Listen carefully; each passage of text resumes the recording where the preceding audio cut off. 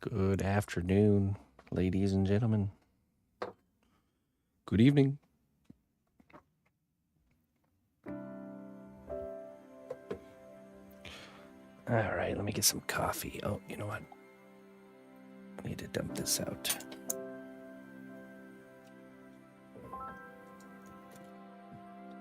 A little workshop maintenance here.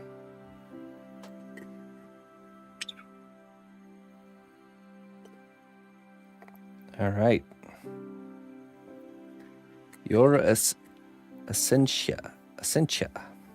Hey, thank you so much, my friend. Thanks for tuning in and speaking those kind words. Kefshir. This evening we're going to be working on our dragon here, dragon homework. I think tomorrow morning we'll be painting, doing the finishing touches and painting the mouse project, mouse guardian mouse. We'll just kind of pick around at things through the rest of this week, and then next week we'll random piece of string on my shoulder.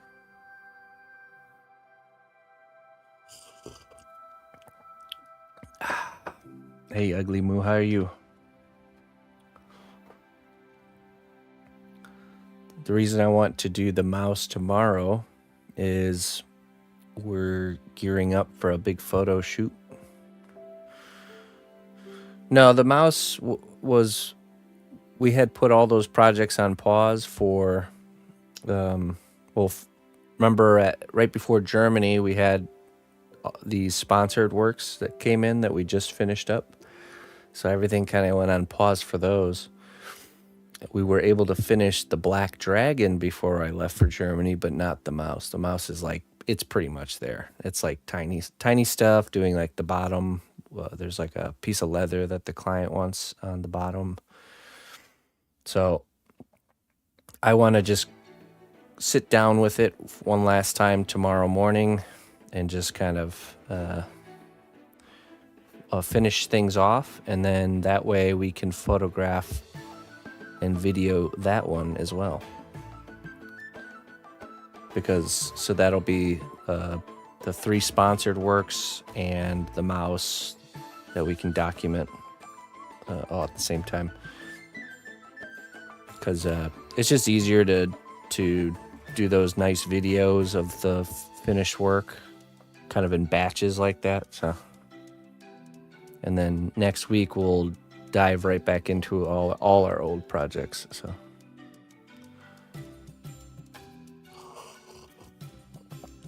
hey Karen, how you doing?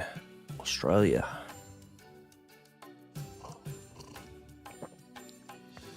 Okay, now we gotta get the end of this tail done so this can go in the oven. We do. We have photos and videos of the Black Dragon. Of course, we didn't have enough time to go like with a whole, we just kind of did them on the desk and didn't do our whole like backdrop with, the smoke and all that stuff. It's just because we just didn't have time, but yeah, that footage, it still needs to be edited and all that stuff, and it will be. It's just, it's a lower priority to get that done. And there's been a lot of other things taking up the missus' time, so.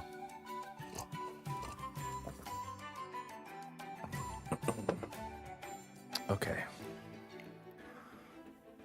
Oh, you know what? I think I need some clay here, too.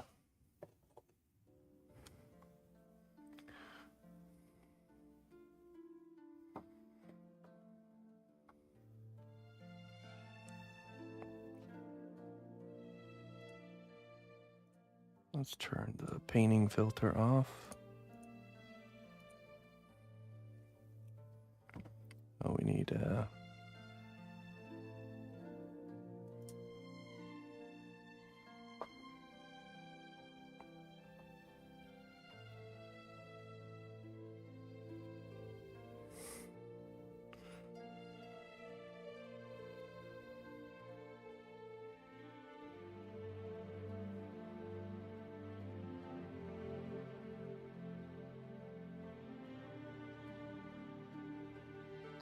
Oh, oops. I need to turn this light off too.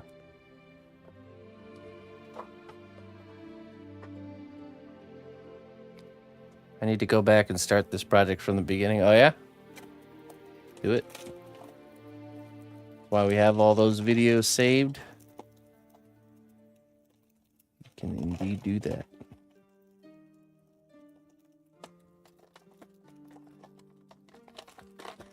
There we go. Light's a pain in the butt.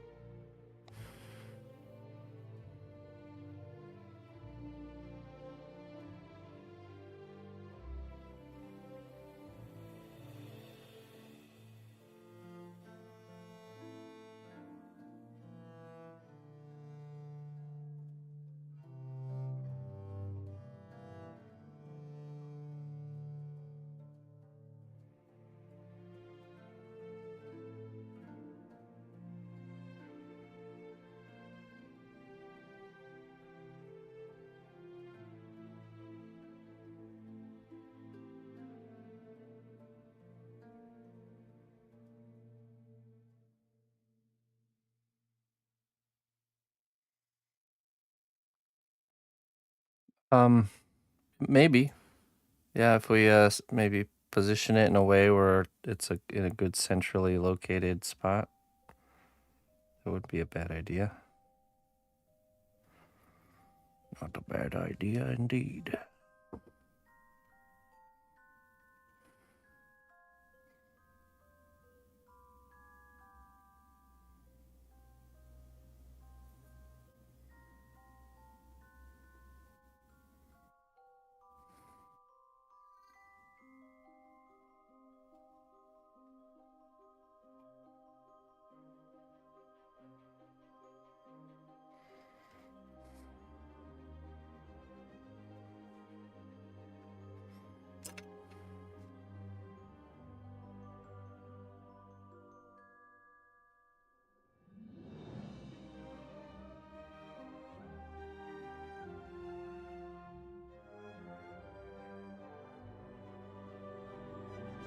Hello. How you doing there, Mr. Greg?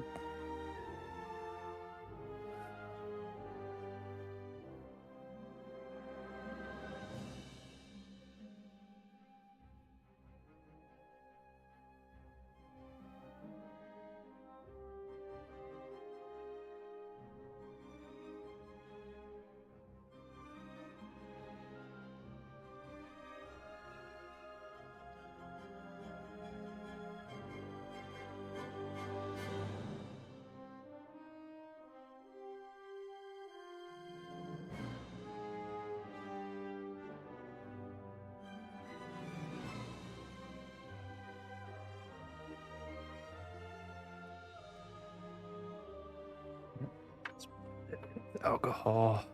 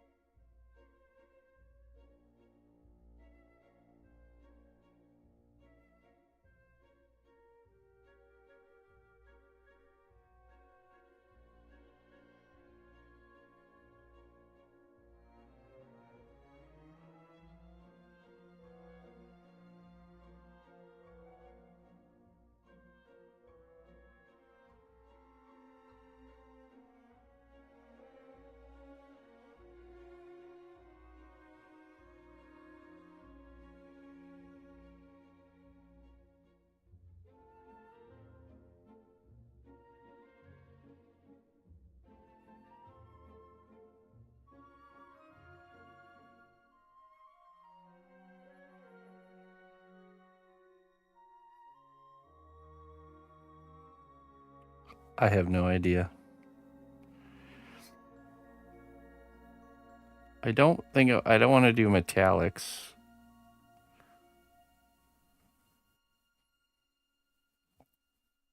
I could see maybe like turquoise colors, like blues, you know, something like that.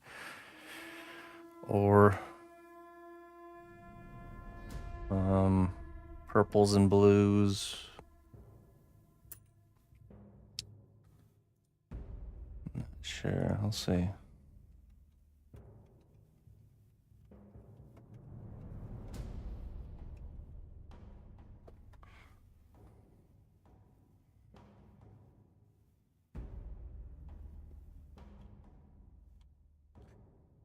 I definitely don't think red.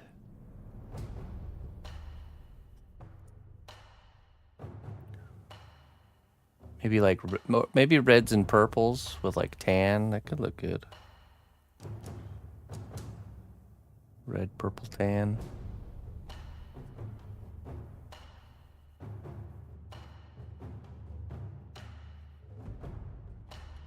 Or like a turquoise with purple and a tan color. Usually like some sort of combination where we have two different bright, vibrant colors with one like neutral color, like a tannish color or like a yellowish tan.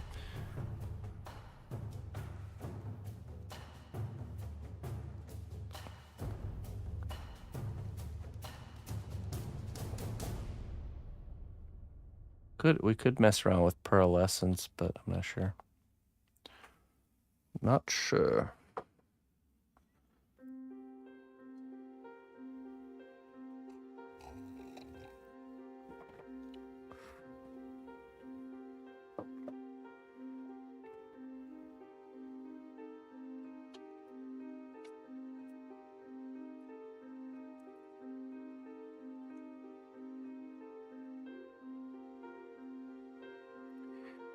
We shall cross that bridge when it comes.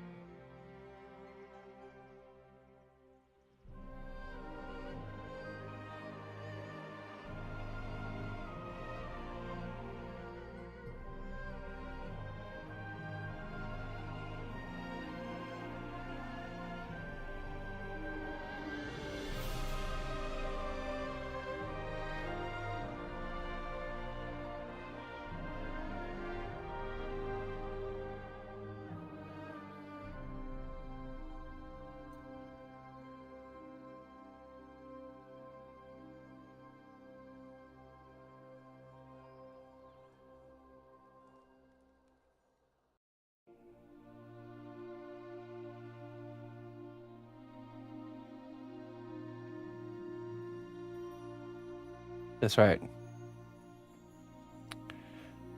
2 units are done. Tomorrow morning we're going to pick up the mouse.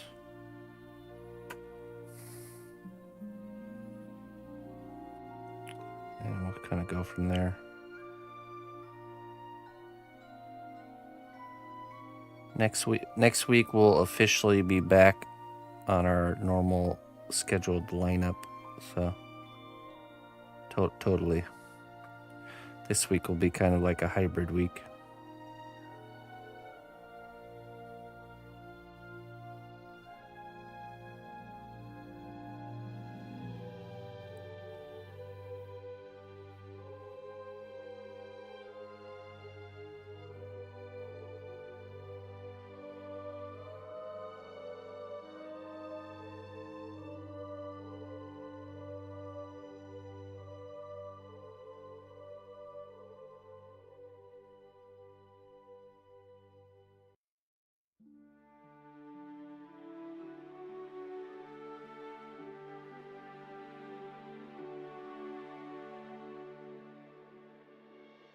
Oh, nice. Yeah, I want to do that one because we have to do a photo shoot now of all the sponsored works that we just finished. So it's easier to do them in batches than to set everything up, take it down, and then have to set it back up again, you know. So, and the mouse is so close to being done. Maybe even not even a full session needed. Megan, hello, Megan.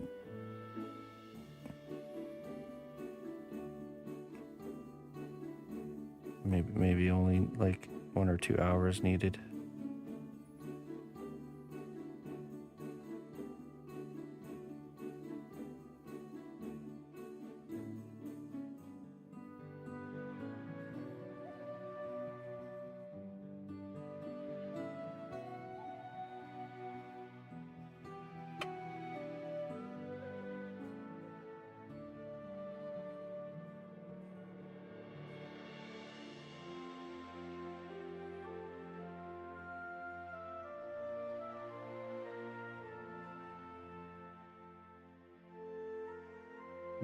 Husen.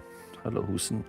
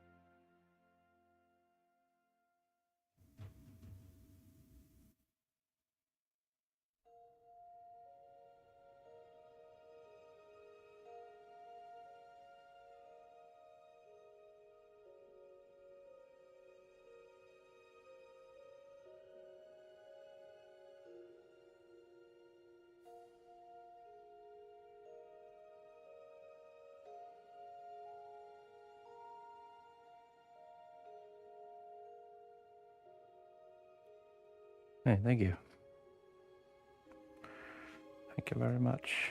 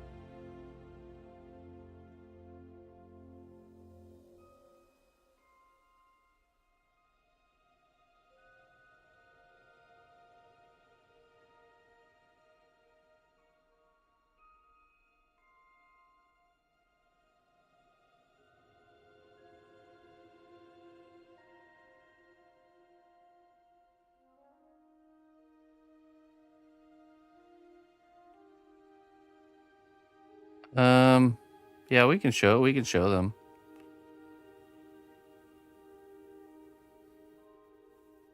But yeah, tomorrow's the giveaway. Probably should show at least those.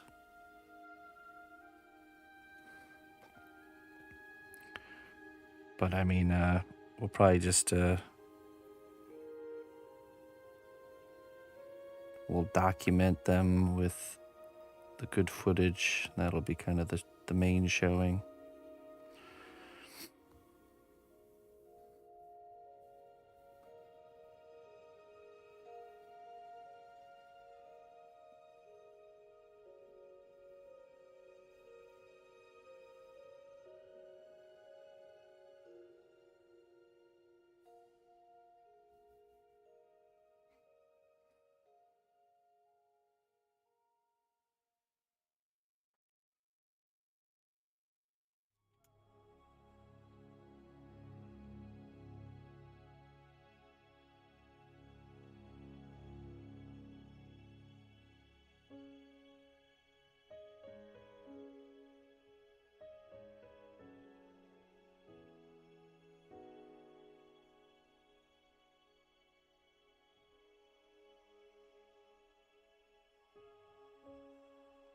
Hey, Houston. Thanks for joining, my friend.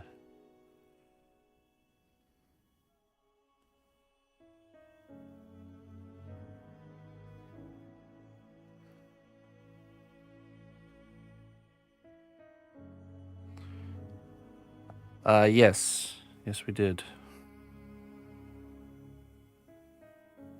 Right before the trip.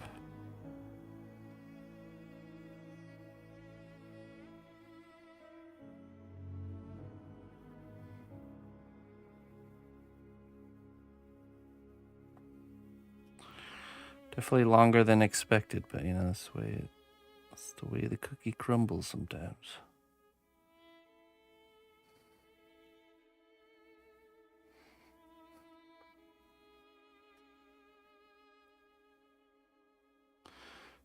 Thank you, Orc.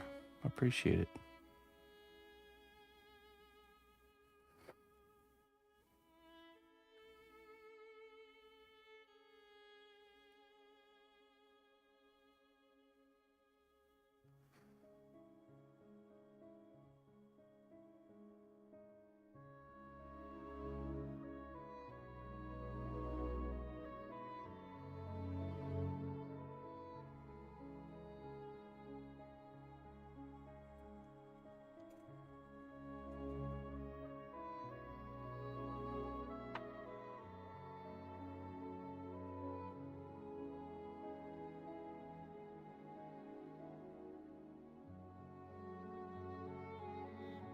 Know what I'm saying?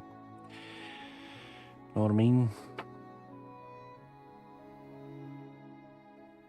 I don't know what you're saying.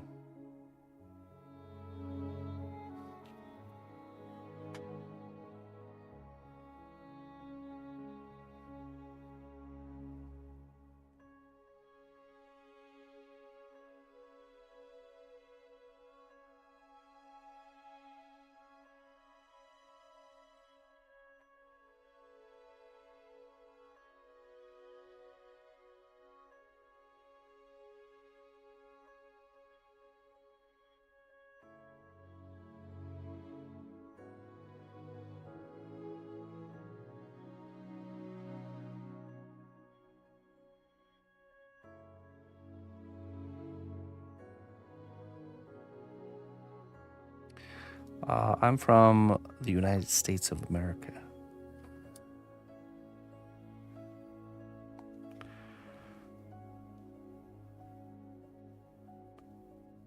I live in the Midwest, on the border of Illinois and Iowa. Familiar with the states?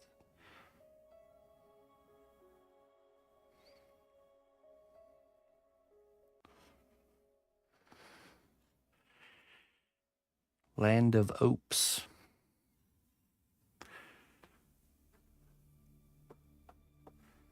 Land of Opes and far too long goodbyes.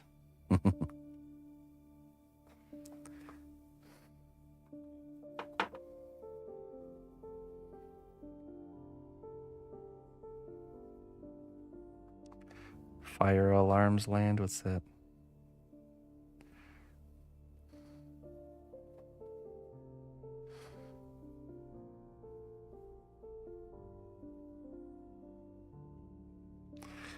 I'm starting as a beginner. Advice. Check out my free tutorials.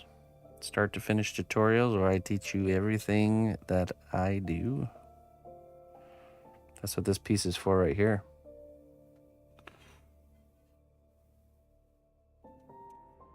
Close to Firearms Island. Yeah, that's true.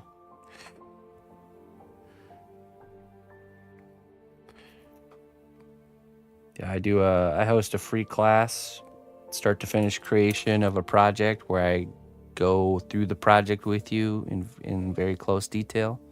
The idea being that you would follow along and you'll learn a lot doing it this way. We'll be starting a new class, or actually raising funds for the class down here, exclamation point fund. And we'll be sculpting a robot. We'll be going over the start to finish creation of a robot, where I'll show all my techniques, sculpting metal, painting metal, doing the details and all that fun stuff. So you can either join that, or you can check out any of the past classes. There's been 2, the Woodland Gremlin, which is a totally finished class that you can watch the videos of, or the Dragon, which is this creation right here. We're currently we're trying to get this finished so we can do the painting portion of the class. So the sculpting part's been finished.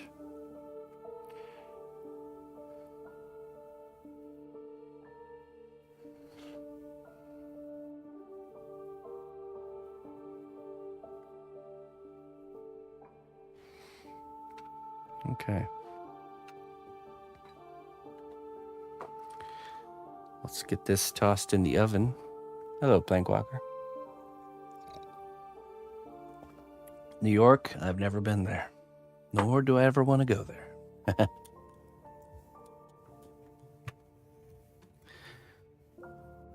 America is a very huge place with all kinds of different climates and cultures. Just depends on what part you visit.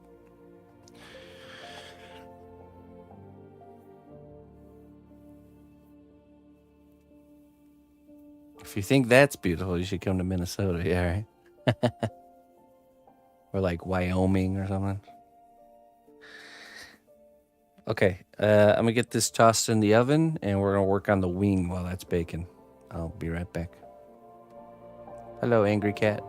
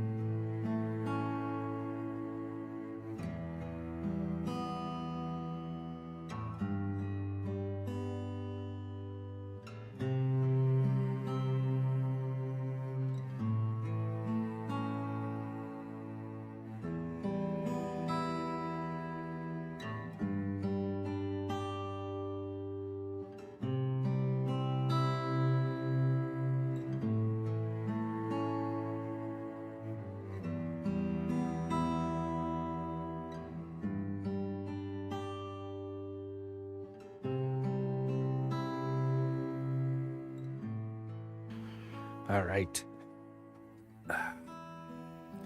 You're new to Twitch as well. Can I get some follows? I'll follow back. All right, here's a tip for you. Another tip.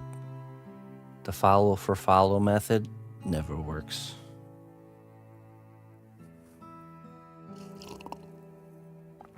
Follow for follow. At least I've never seen it work.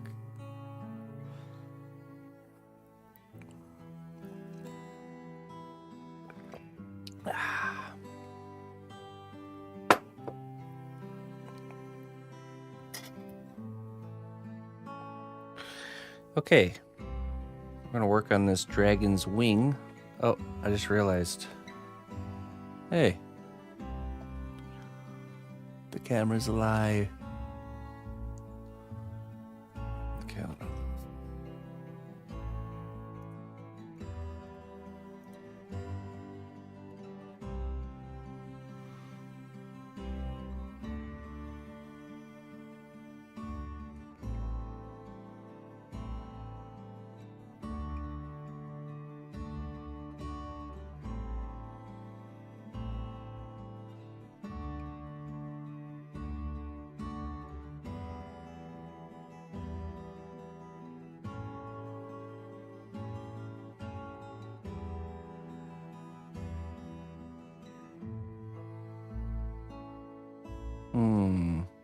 If I was making a set of mimic chests to be pawns for a chess set, and I have C1 separator, would you suggest making the box panels individually or make the base of the box? Yeah, I would either get an equal sized piece of, like, if you're gonna make a bunch of the same thing, you want to start with at least start with the same foundation, like the same, unless you're duplicating the entire thing. If you wanted them all to be the same, you would just sculpt them without the teeth. Maybe like the upper lid and the lower lid will be separate, those two parts. And then you don't do any teeth, you just do the holes for the teeth, just like I did with the Tyranid. And then you would duplicate those parts, and then you'd put them together, sculpt in the teeth and sculpt in the connecting tissue from the upper and lower jaw, add in any things like tongues and stuff like that.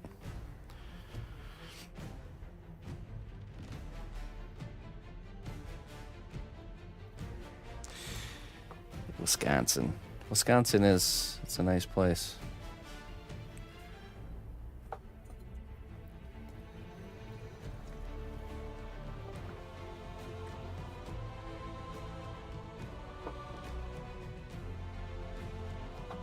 Cartons and cartons of eggs. I don't know.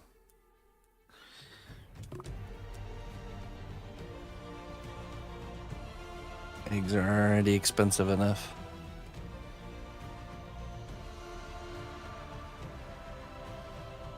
Would it be able to demold?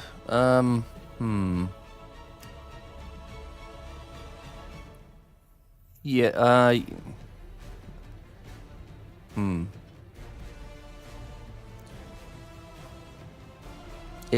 It could have issues. It just depends on how you design it. If you make the inside cavity of the box, if you don't make that too thick, I could see that being like if you have, let's say, let's just do a little, like a mini version. Let's pretend this is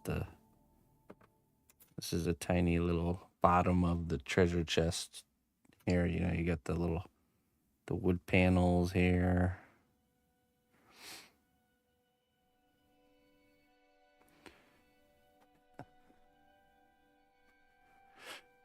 So you wouldn't do the bottom of the box with any detail. It would just be the top here like this. And then this inside area where the inside of the mouth would be, just don't make it so deep. Make it kind of filled in. And then, you got your little teeth holes all on the rim here. And you sculpt all this area up here. And then what you do is you'll you'll duplicate this. It should come out fairly easily. If not, you might have to make a cut along the backside to kind of get it out easier. And then you'll Dremel out this on each one of the units. You use the Dremel tool and remove this material here. And then when you go to attach the lid of the box,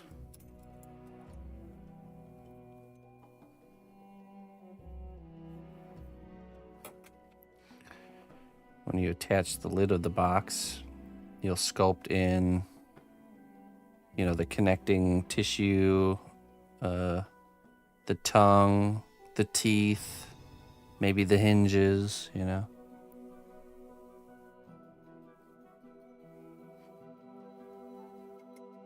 On each one.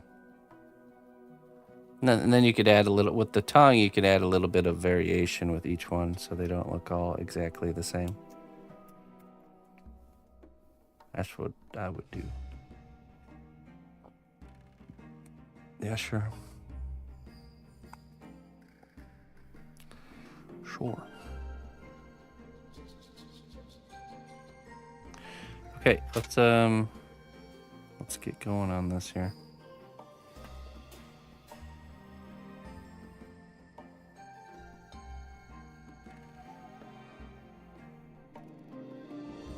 Yeah, it's cold. Yeah, we get pretty cold here too. I mean, it was -6 this morning, so without wind chill, just -6.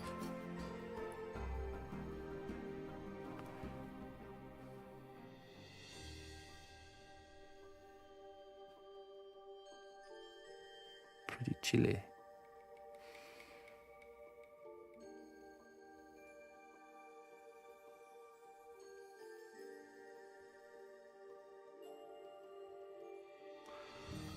Mother mayo. What's that? Mayonnaise?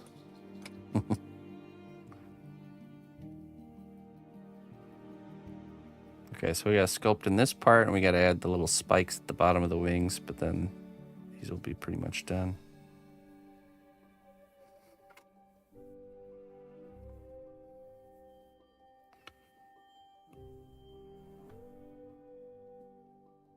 Oh, really?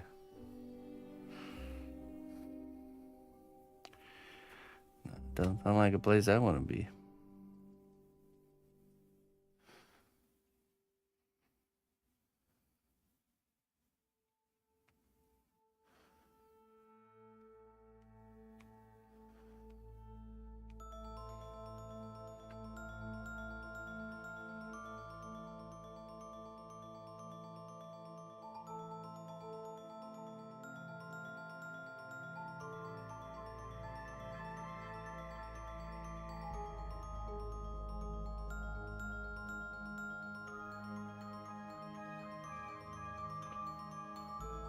Oh, really, Maggie? That's a bummer.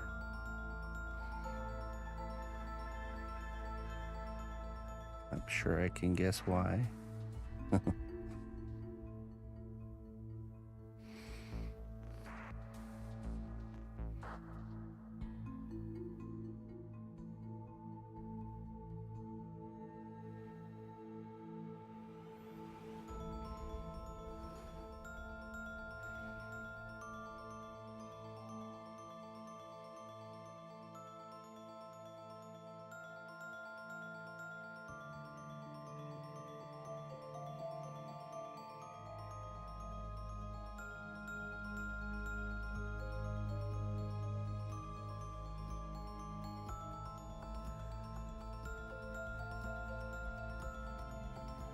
Dragoon.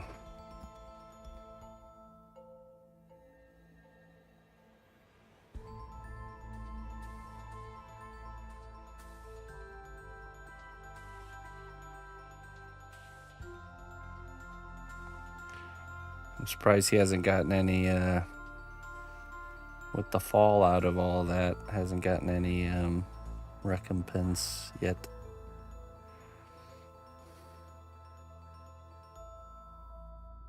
You know, back pay and all that fun stuff.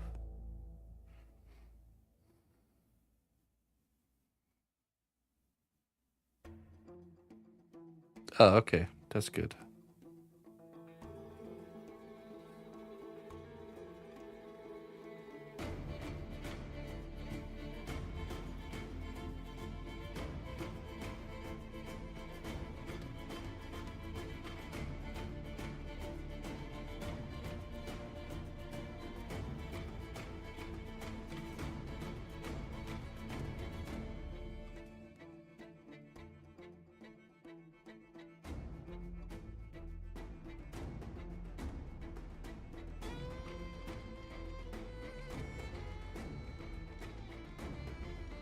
Let me get the hot glue gun heated up because we're gonna probably start the other wing right after we get this side done. Shouldn't take too long. We need some hot glue.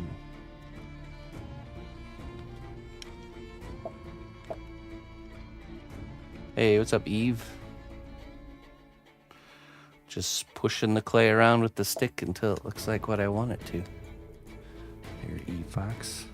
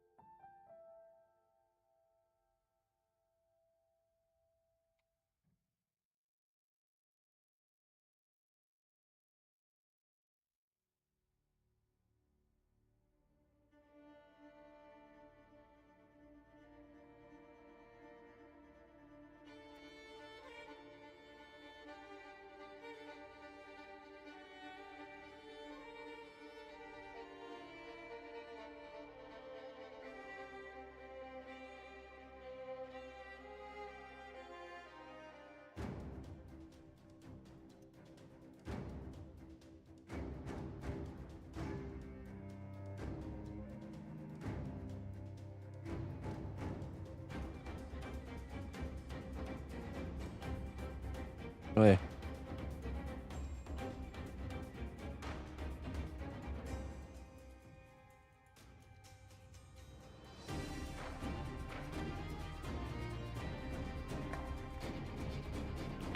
The texture, yeah.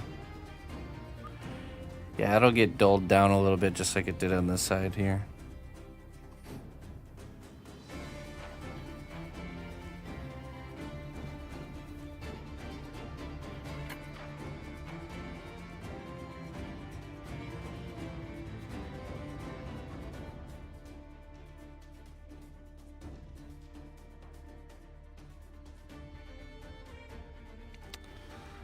Oh yeah, gravity.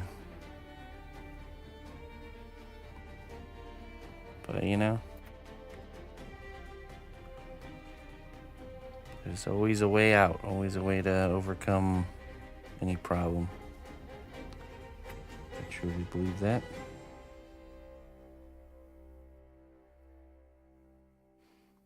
So you left your phone at home and you can't go get it? Oh no. Or you... Oh, left your phone at home. Okay.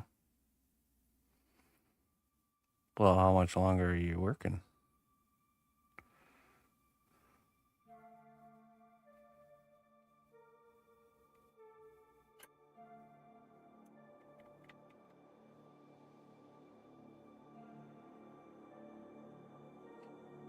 I love moments like that in a character.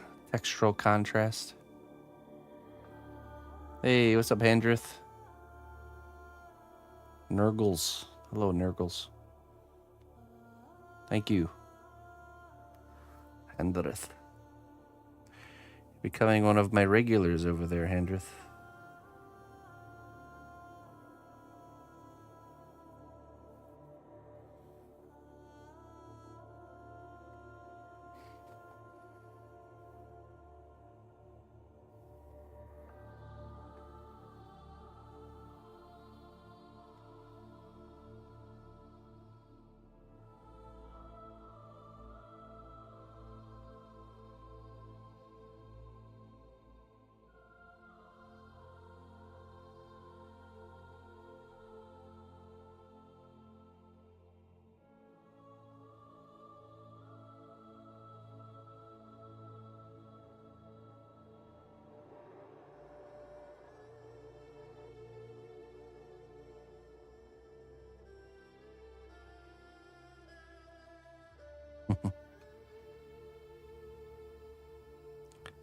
At least I don't have to worry about my boss firing me.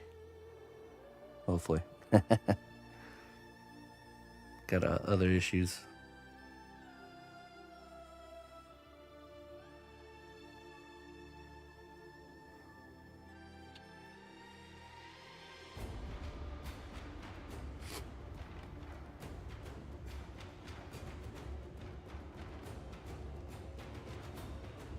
Oh, I see. I see. That's alright. You'll survive without your phone.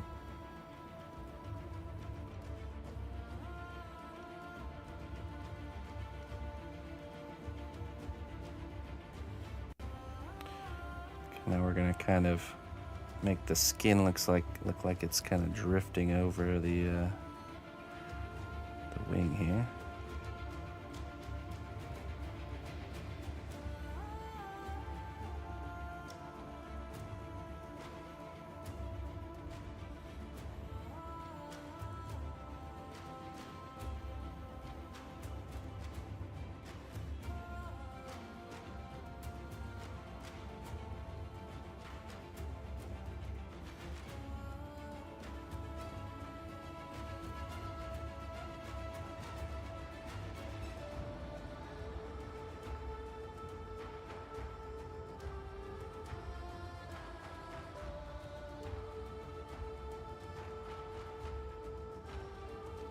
Josu Martinez. Hello, Josu.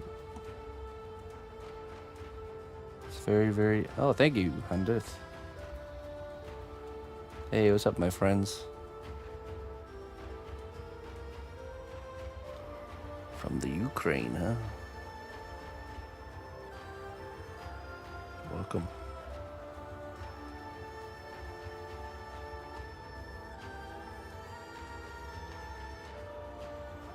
Yes, Phil, that is correct. So all this been hardened, all this side and everything. This has been in the oven many times at this point. Probably once for the skin membrane on one side, and then a second time for the skin membrane here. So that's 2. Probably up to about here for the scales. That's 3, 4, and 5. So this will be 6 bakes total.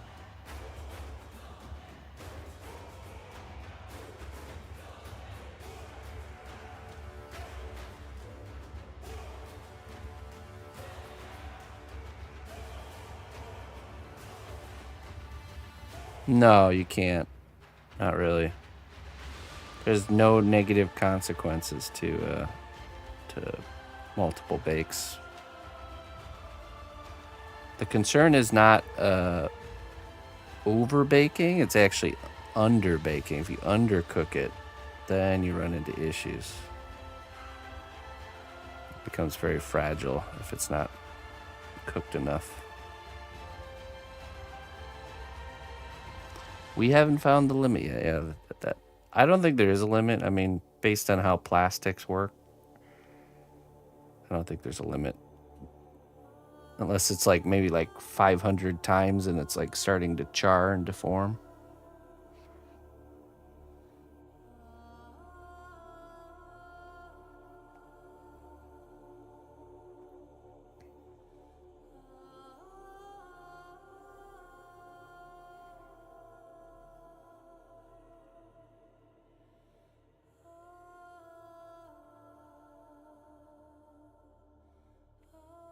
Not sure. You would need to bake it that many times, though.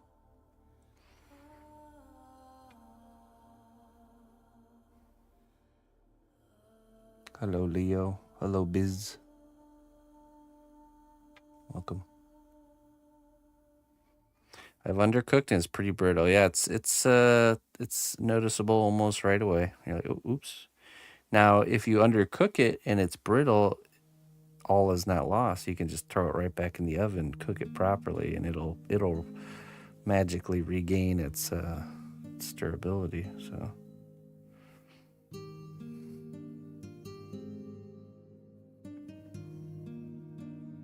thankfully, it'd be a bummer if it was like if you undercook it, it's like permanently brittle, and then you just gotta start over.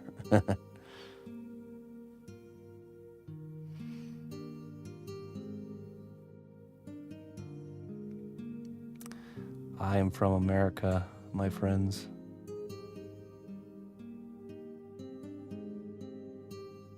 No, this clay doesn't get fired in a kiln. You cook it in a normal kitchen oven at a pretty low temperature, 275 Fahrenheit, 130 Celsius, for about 40 minutes. It would seem like a pretty bad medium if it was like that. No, what I would do is I would just always make sure it was baked properly, like just because there's no negative consequence to over baking. I would just bake it for like 2 hours every time just to be sure.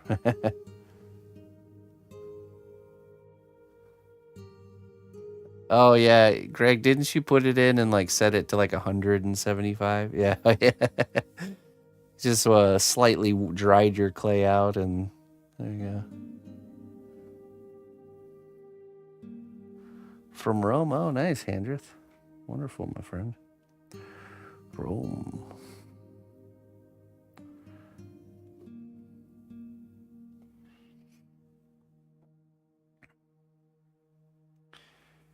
I've been sculpting for about 16 years. I've been pursuing it in my adult life.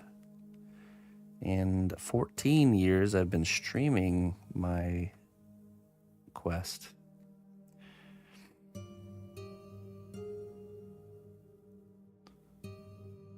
And I did sculpt on and off through my youth. It was just a little more on and off. The interest was there from a young age, but just didn't really knuckle down and take it seriously till post-schooling era.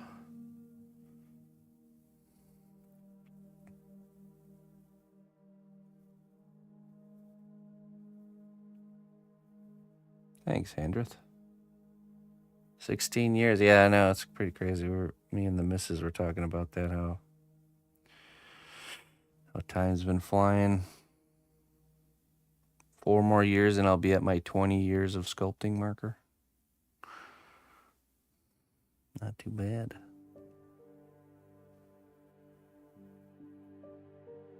I still feel like I'm only just getting started. I started in when I was about 10 years old. It was my first introduction to sculpture. I was always artistically engaged kid, but my grandma bought me a sculpting book when I was about 10 that was how to make polymer clay caricatures. And yeah, I was into it almost right away.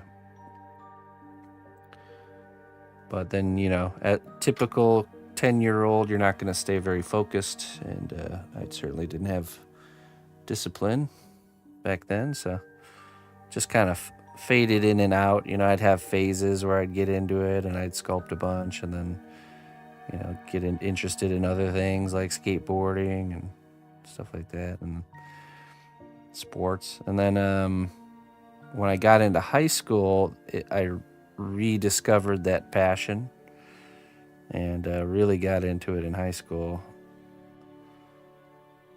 But again, that time it didn't stick, only because I was listening to everybody telling me, you got to go to college, you got to figure out your future, you got to find a way to make, to get a job, to make money, and I didn't think that it was possible to make a living off of, sculpture. It wasn't even an option for me because no one ever told me it was something that could be done, so I started pursuing other things, and when those plans fell apart eventually, that's when I rediscovered sculpting again for the final time, and that was 16 years ago.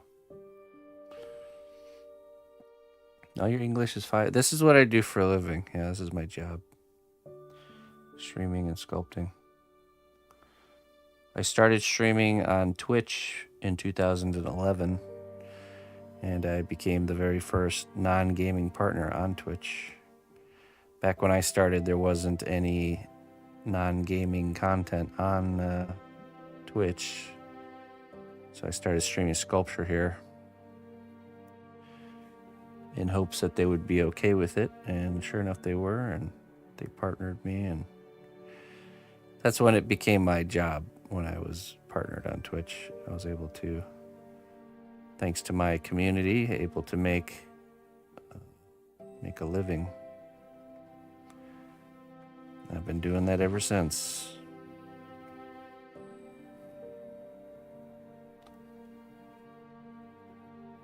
Oh, you're doing just fine there, my friends.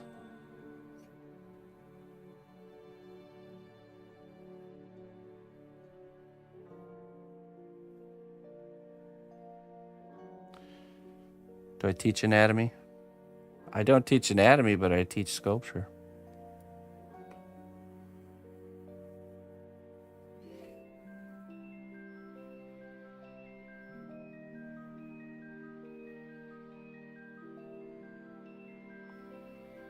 Oh, nice, Saradini.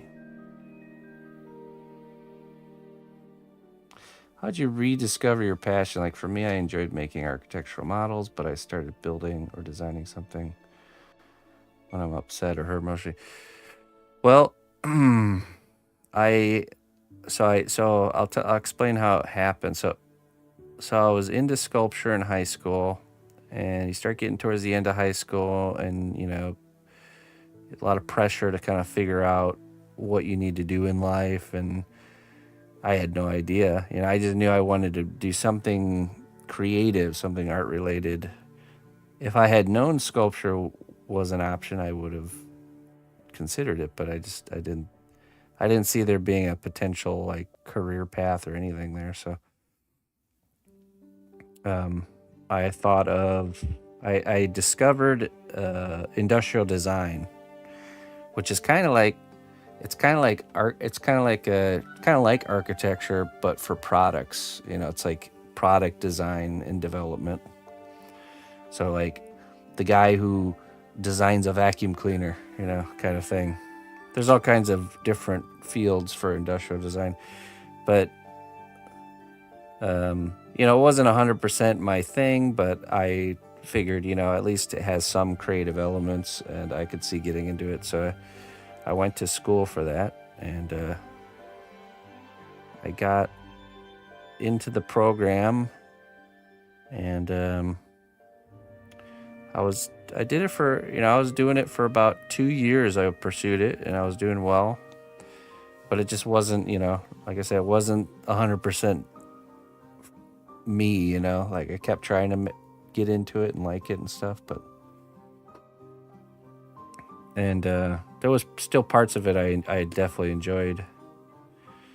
But then I got to the 2-year marker, and when you're in your second year out of a 4-year degree, you start to have overlap with students that are finishing up school, so I started having classes with students that were in the program that were studying industrial design, and you just see this like look of sheer terror in their eyes that they're about to graduate, and then they're about to owe all this money and they have to find a job and all that stuff. So that made me take a step back and be like, wait a minute, why are they all freaking out, so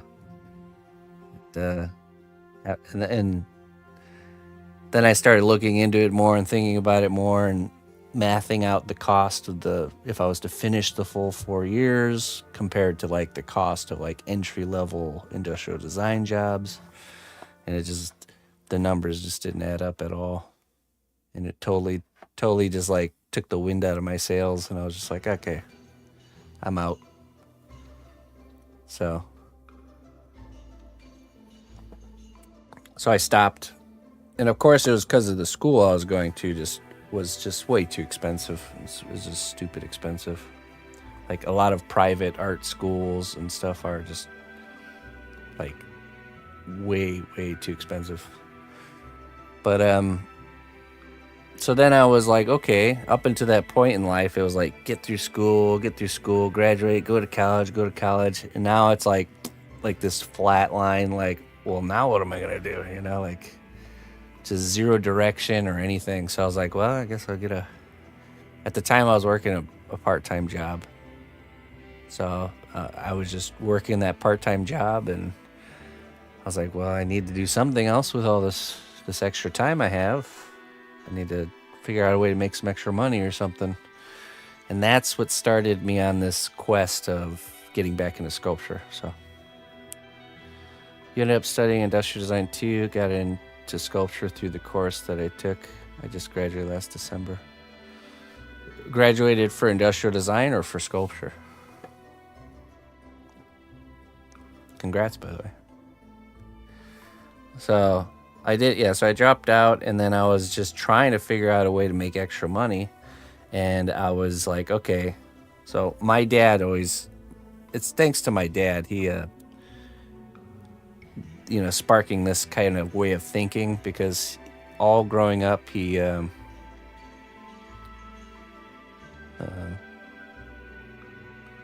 why gaming? Well, as the topic, there is no like art topic that I was able to find there, my friends.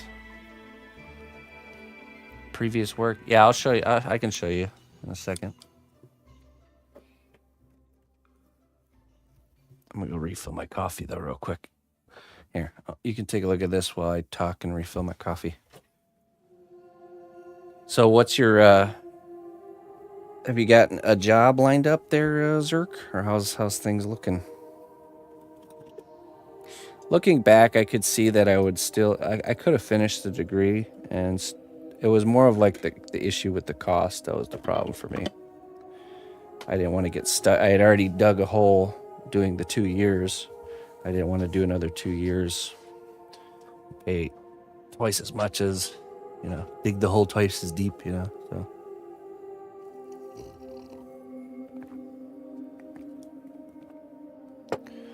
So anyways, my dad is a trades guy and always had side income. He always had like side jobs doing like plumbing work, doing, random construction things here and there. And so I always had that way of thinking of come home from your day job, do something else with your free time that generates some income if you can. So I was like, well, what skills do I have? Really, you just ask yourself questions. Asking yourself questions and giving yourself the answer really helps you figure things out. So I was like, well, what am I good at? What kind of skills do I have that I could possibly make some money from? And I was like, well, I've been an artist kind of my whole growing up life. So I was like, you know what? I used to paint miniatures at Games Workshop, and I knew there was people that liked playing Warhammer 40K but didn't actually like painting the stuff themselves. They just wanted to play. So I was like, okay, I'll just buy some miniatures sets and paint them and sell them. That was my first plan. And so I did that. I bought a set of Tyranids, funny enough. Painted them. Bought a set for like $30. Painted them. Sold it for $60. Made $30. Boom. So we got a little bit of money coming in, right? Obviously, I spent a lot of time painting them, but hey, $30 is $30. Better than $0. So I did that for a bit, but there was other people doing that kind of stuff. So it just wasn't like very super profitable or anything like that. But I was content with it. And I had remembered I learned about polymer clay right before I graduated high school, and this memory of this material came back, and I was like, oh, I got a good idea. To make my little miniatures stand out, I'll buy some of this polymer clay and I'll sculpt little bases. I'll sculpt little custom stands that, a little bit more better than just those black little discs, So I was like, oh, I'll make some custom bases with the polymer clay, and those will make mine stand out more. And so I bought the clay and did that. I think I only did it one time with a group, and those sold, and then it just kind of all came together that I just happened to have the material that I needed to start a sculpture, by pursuing this other thing. And I just decided I hadn't sculpted in a long time. I was really excited about a game that was coming out called StarCraft 2. I was like, you know what? I'm going to make a sculpture of a Hydralisk. It was my favorite character from that game. Hey, thank you, my friends. This is my favorite character from the game. The funny thing is I had this idea that like there's no way I could sell sculpture. It wasn't even a thought. I was just wanting to sculpt something because I had the clay. I hadn't done it in a long time. I was handling these tiny little sculptures, and I was, really, really mesmerized by the detail and stuff like that. No, I didn't end the stream. I was just in a chatty Cathy mode. Someone wanted to see some pictures of work, so I just played that reel. But so I made the sculpture just because I wanted to, and then it sat around for. I successfully made it. It was awesome. Felt good to sculpt again. And then it sat around for a little bit. I kept doing the mini painting, and then it just another little light bulb moment of what if I have this little eBay shop going already. What if I posted the sculpture up there? I wonder if it would sell. So I posted it up there for $50. Just to see. And I think it sold the night I posted it. So that's when I was like, okay, all right, this is nice. I just turned, like $10 of clay into $50. And so I took the $50 and I bought more material and made another character from StarCraft 2. I think it was a roach, which is like a bigger character, but really like super charged up because I just getting back into the clay again. Spent even more time on this one. And then I posted it for sale for like, I think it was like 130 or something, which I was like, oh man, no way somebody's gonna buy it for that much. It's so funny how you like the way you think about the cost of things as an artist. There's this imposter syndrome that just stops you from seeing the value of your own work. It's like you really don't know until you like break away from that. But I sold it for like $130 and it sold like right away. It was because StarCraft 2 was, it was up and coming. It was in beta. It was very popular. It was a very anticipated game. So then I just rode that wave of making StarCraft 2. Mostly Zerg characters because that's what I liked.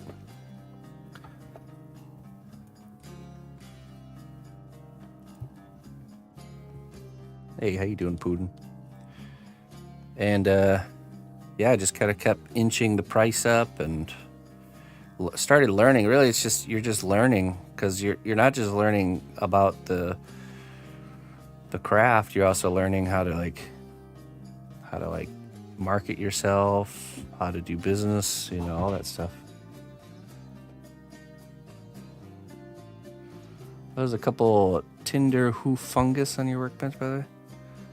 Oh, these are called artist conch, which is a type of reishi mushroom.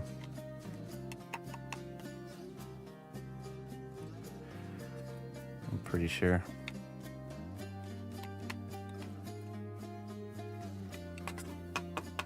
There's a spot that I hiked that it grows. Yeah, sure. This is the first one I harvested, and this is probably like what, 3 or 4 years ago, and then this one is from that same spot, which I think was this past year. So probably have turned it into medicine at some point, but for now it's good decoration. a fungi friend. Huh?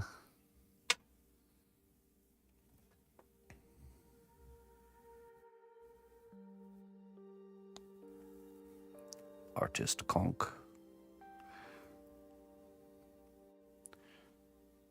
I have quite a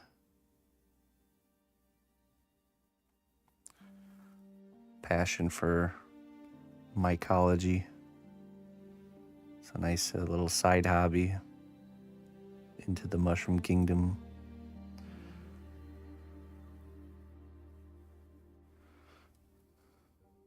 Oh, nice. That is it like that waxy reishi color? Really rich, almost like a translucent orangey amber wax looking.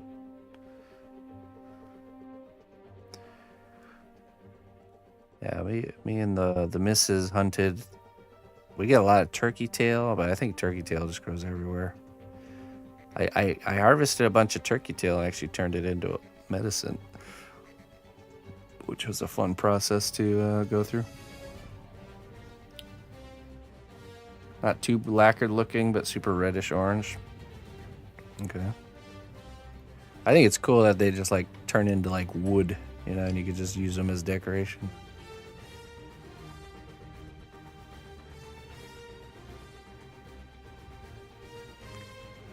Oh man, you would have been in mushroom heaven. So my wife is from Germany, and we went there for a month in October, and it's like out in the country of Germany, like little village of 400 people with this like really deep, dark wooded area surrounding it.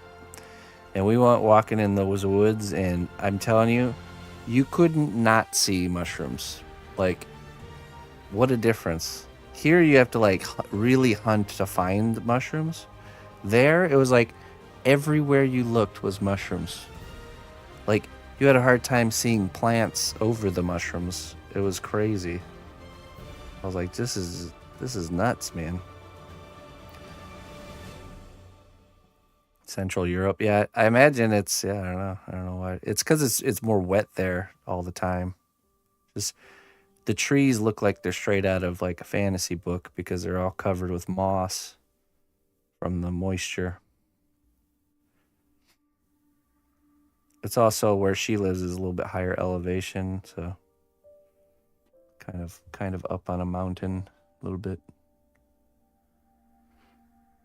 Hey, my friends, it was nice to meet you. We'll catch you later. We'll catch you later, my friend. Yeah, I wonder if that's what it is. It's just that these areas have just been growing. Wooded areas have been growing for forever. So the mushroom population is just, under the ground. It's just all the mycelium everywhere. The biggest organism in the world is a singular mushroom that like takes up the span of a whole forest. Is that one located in Europe? I imagine so.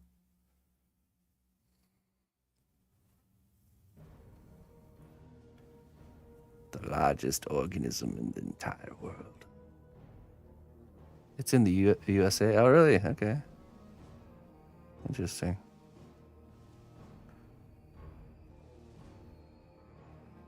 What state is that located in?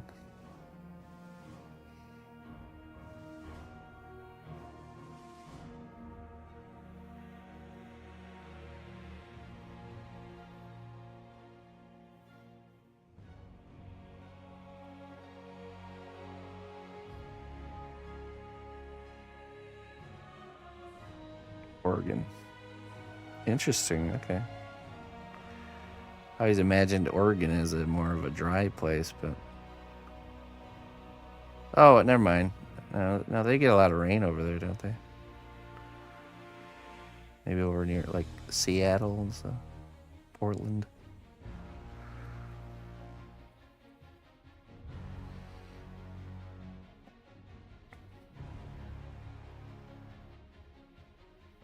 Yeah, that makes sense. That's really the key is moisture.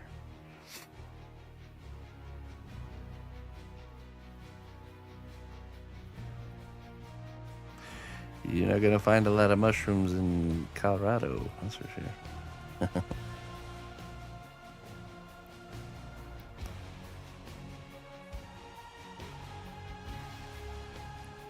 I wouldn't mind setting up a shiitake log out in the garden. There's a little shiitake mushroom log farm. You ever seen those? You drill a bunch of holes in a certain type of wood log, and then you impregnate the log with shiitake mushroom mycelium, and then it's just a constant supply of them coming from it.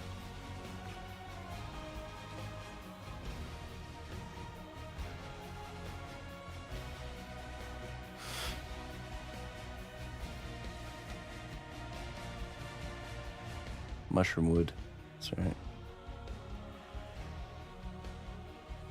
As far as eating, definitely shiitakes are up there as far as being a favorite.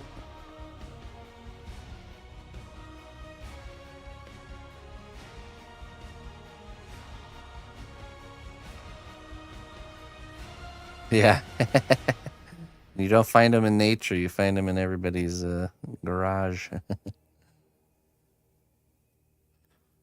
That's interesting. It requires a special bit. I didn't know that.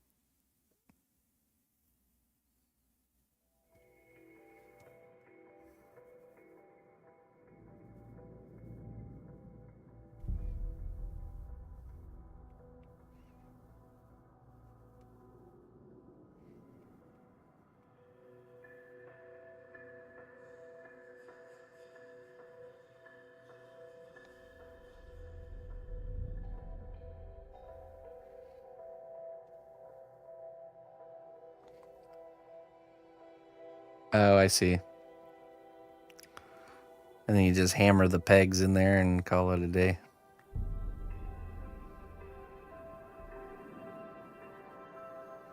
I think it has to be a certain kind of wood too. Or at least it does better with certain kinds.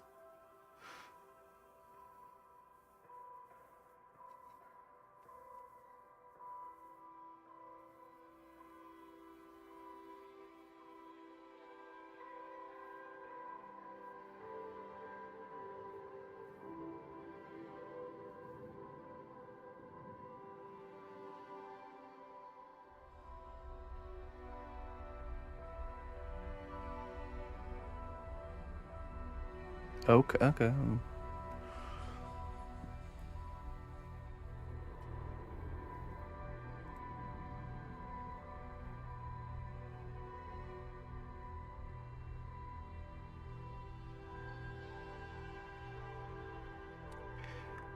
It's one of those things I have a easy time finding free supply of is woods.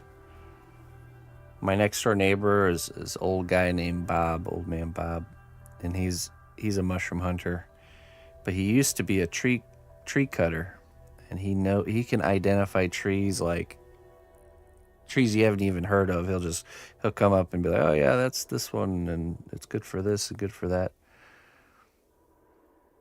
Or most of the time he's pointing at all the trees in the neighborhood, talking about how they're just overgrown weeds, garbage trees, But anyways, I just tell him whatever wood I'm looking for, and he'll watch the park guys that like maintain the roads and the parks, and see what trees they're chopping down, and then I'll just go up and ask him if he can come grab the wood when they're done. It's like he shows up with his little pickup truck and a chainsaw. And there you go. One of the best burning woods is black locust, and I told him to keep an eye out because I wanted to restock my firewood pile. I just didn't want to pay like $300 for a cord of firewood, so it's like a week or two went by, and he said, "Hey, I found some. They just cut down this tree over on by this road, and it's a black locust tree." And so we headed over and filled up the back of his pickup truck. Just had to put the work in. Easy peasy. It burns super clean and it lasts a long time. It's really nice wood.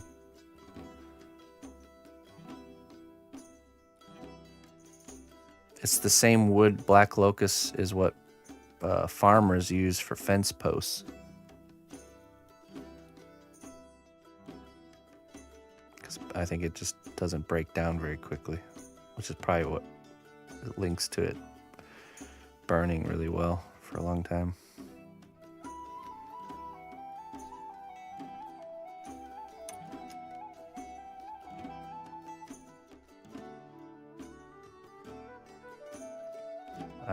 I've always wanted to get good at identifying trees. I really need to practice that. I should just make it like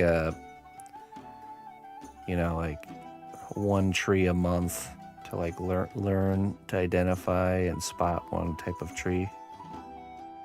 Because everything in the forest biome is linked to the trees. So if you can identify trees, you can find mushrooms. You can just know where resources are just by looking up and saying, "Oh, look at that tree over there."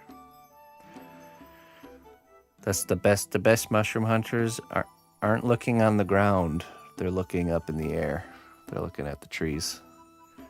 And they just know which trees to go look under, instead of digging around in the leaves.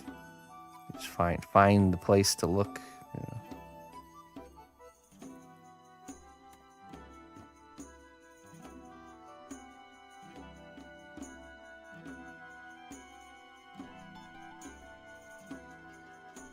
Oh yeah, you're right. So there's learn the valuable ones first, like where the morels grow. slippery elm and apple trees. Although I wonder, do they like crab apple trees? Like they like, well, more like old apple orchards. I think a lot of fungus like old apple orchards.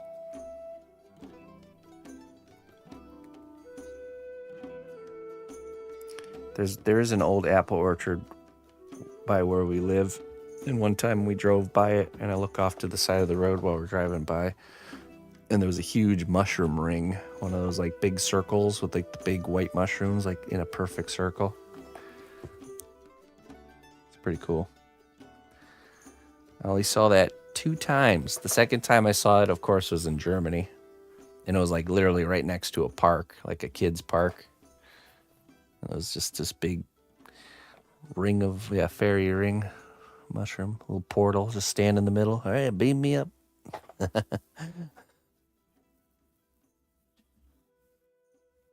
They're good for morels, yeah. Morels like apple trees, slippery elm trees, but you have to look for the tree that where the bark is just falling off, like it's a dead tree, but it's almost like recently dead, like a year or 2 dead. That seems to be the slippery elm with the bark falling off. That's the seems to be the best. I actually, oh, you know what? I had a morel growing last year. I just remembered this in my backyard, right next to Emma's playhouse. One little morel popped up there. So it'd be nice if that trend continues, and we just have some morels growing right in my backyard. I have to go look for them. So I was meaning to let it dry, and then you crush it up and put it in a watering can, and then water the whole area with the spores. But I'm not Alice. Hey, maybe I am Hendrith.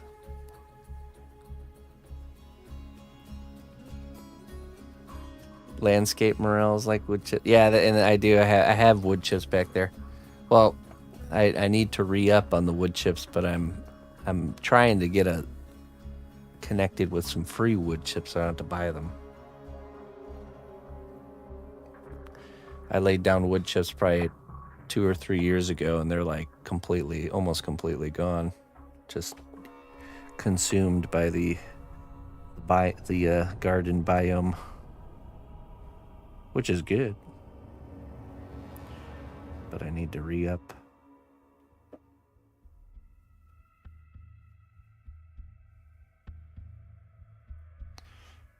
Okay.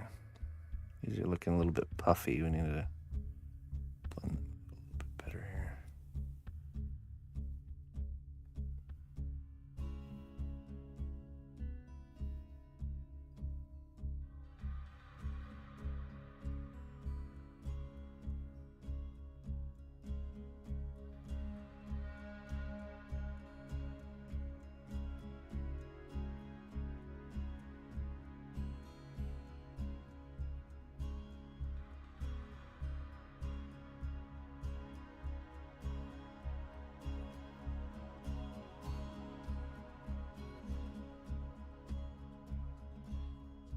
I've never found, one I've never found is I've never seen a lion's mane out in the wild.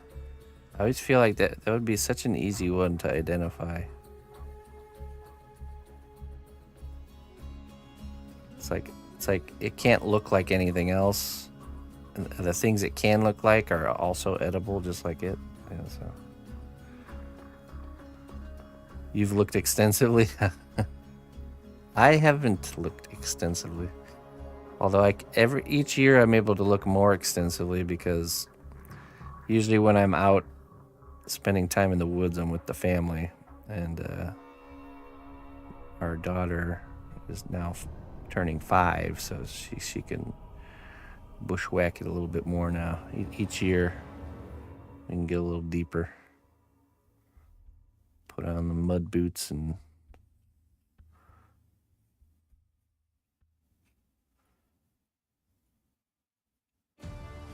I have found chicken of the woods, hen of the woods.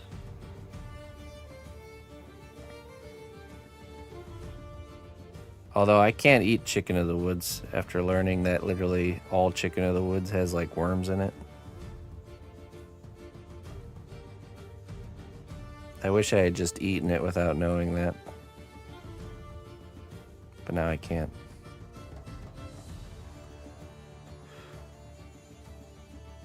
I can't eat the bugs.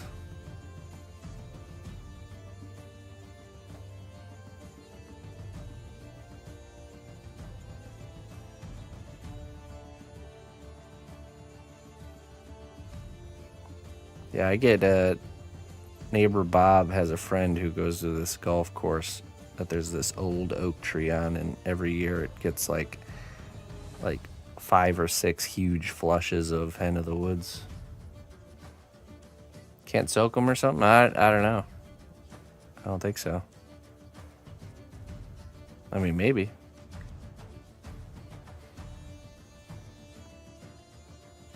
I've never found a pristine worm-free boulette. The wormies are the extra flavor.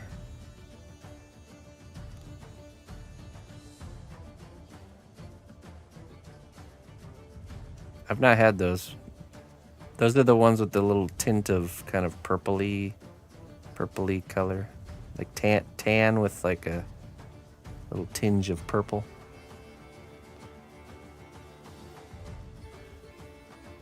Yeah, that's the problem with mushrooms. It's not like other plants where you can just soak in water and it doesn't damage the plant. The mushroom just doesn't hold up very well to being soaked. Let me just add some vinegar here and soak this mushroom. Come back to a vinegar mushroom soup.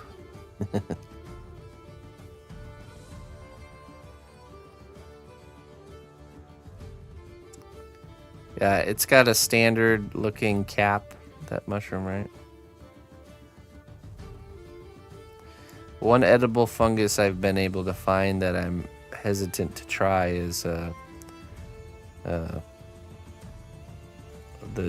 jelly mushroom that grows on sticks. It looks like a black tar jelly, and you'll usually see it on sticks, particularly branches on the ground. It's edible. Make a jelly peanut butter and jelly sandwich with some black thick mushroom jelly.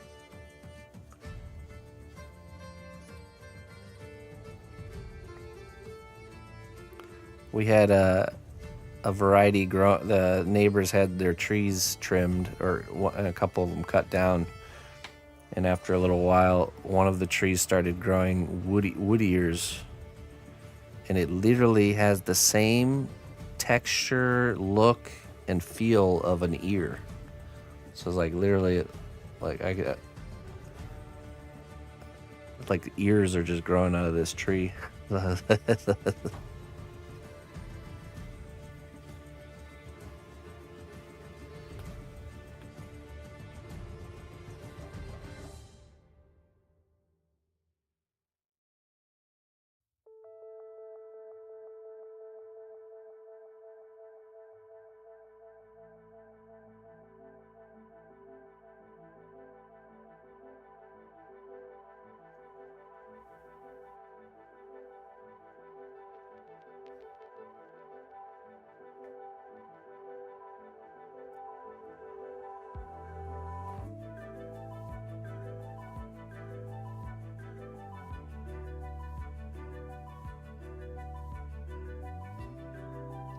Mushrooms and gardening. You get me start talking about those things. Hard to get me to stop.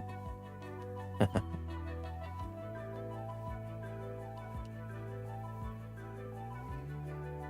tend to be more of a fall time mushroom hunter, because spring I'm usually super busy with the garden. Hard to get out in the woods.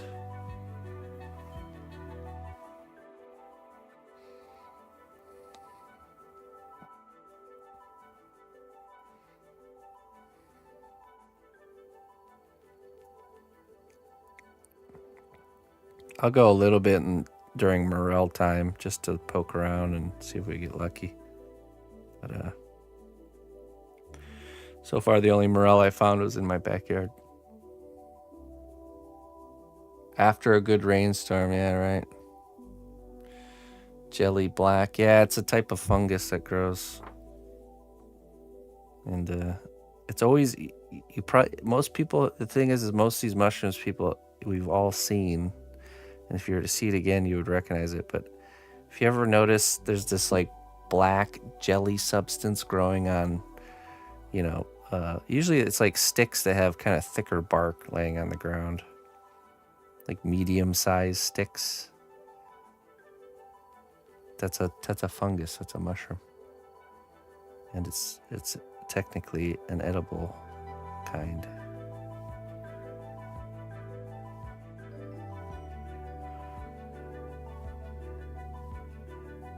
It's so fun to learn about stuff like that, and then you realize you've like literally walked past the stuff your whole entire life and just didn't know what it was.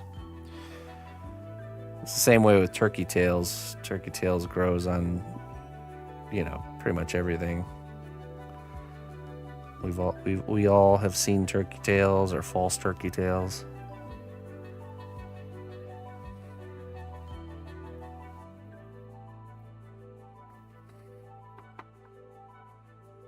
That one's nice to hunt for as a starter one, because even if you happen to get the false variety, it's not poisonous. So it's actually got the false turkey tail has the same medicinal properties as regular turkey tail. It's just way less. So if you were to somehow hunt and get the wrong one and turn it into tea and ingest it, it wouldn't hurt you.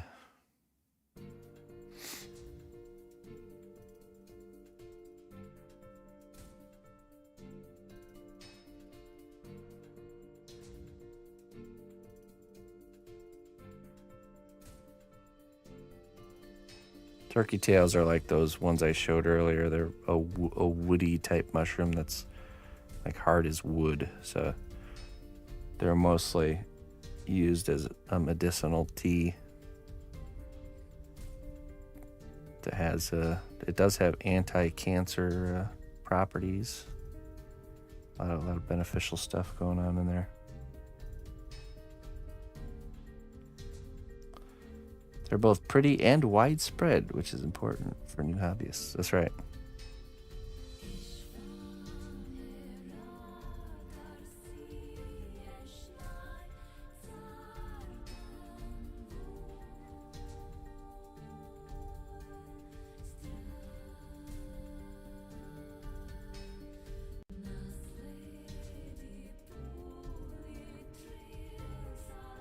We got a mushroom guy that goes, we have a mushroom dealer that goes to this farmer's market. That's always, we have a year-round farmer's market, which is nice.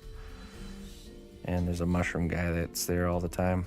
And during mushrooms hunting season, he'll have his hunted mushrooms, but then he's also a cultivator. So he's always got the off the beaten path varieties.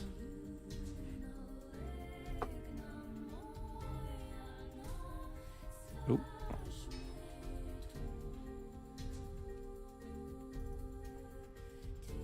All right, hey, thanks for popping in. Appreciate it. Have a good one.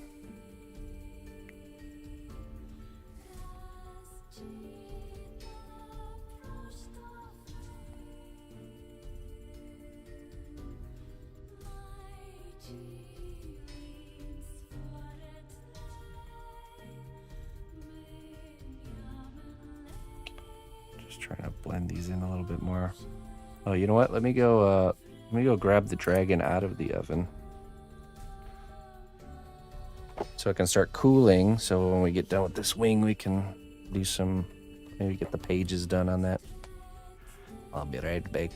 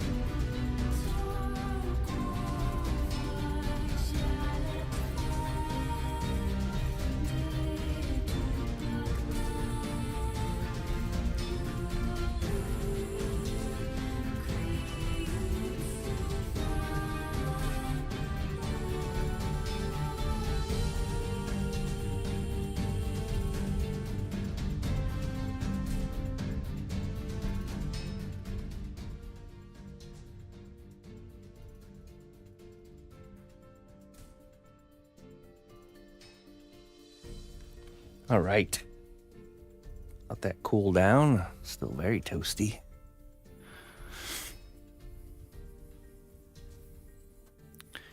I'll grab the rest of my coffee.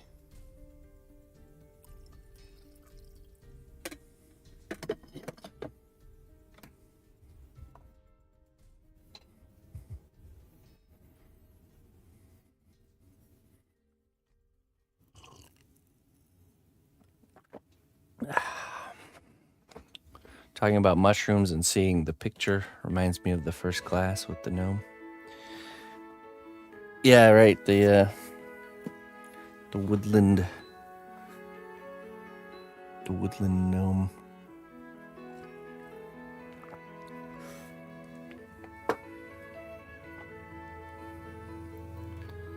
A mushroom hunter.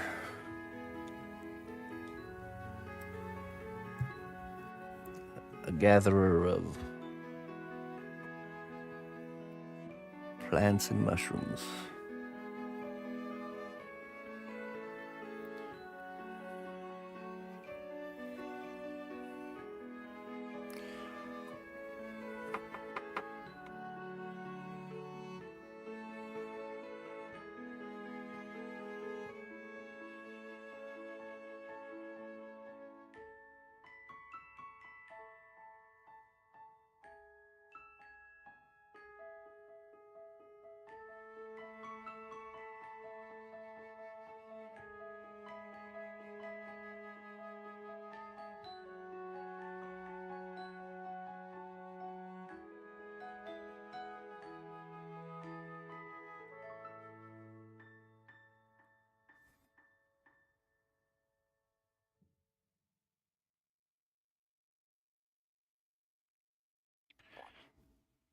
Speaking of classes, if anyone's interested in learning how to sculpt, we'll be starting our next class in about 4 weeks. How to sculpt a robot. And we're currently raising funds for that class. It's free for everybody to join, and to keep it free, we kind of do a crowdfunding. So if anyone wants to support that cause, you can do !fund and chip in. Any sort of support is much appreciated. And it just allows us to continue to make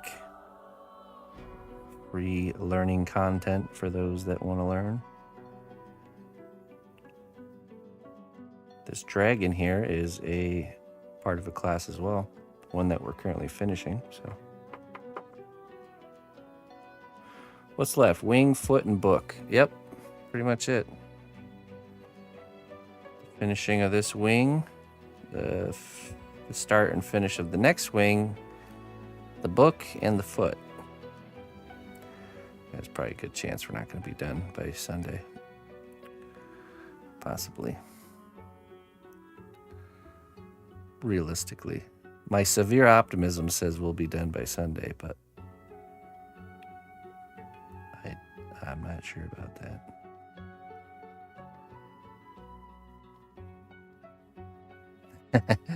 But, I mean, the game changer is the fact that we're going to have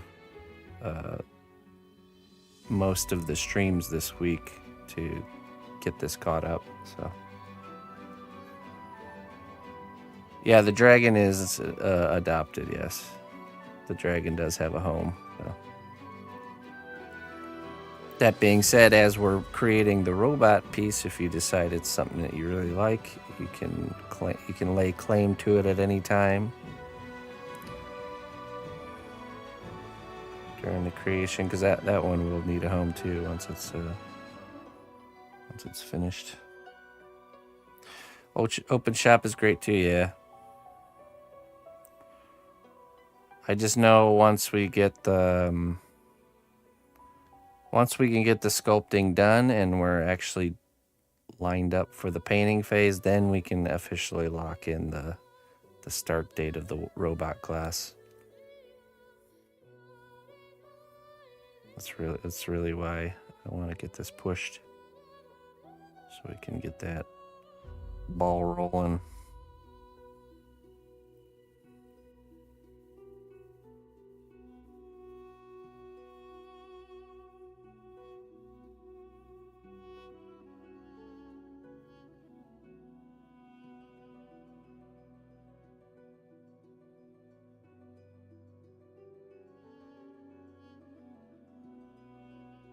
Hey, thanks, Gravity. I shall forward the compliment to her.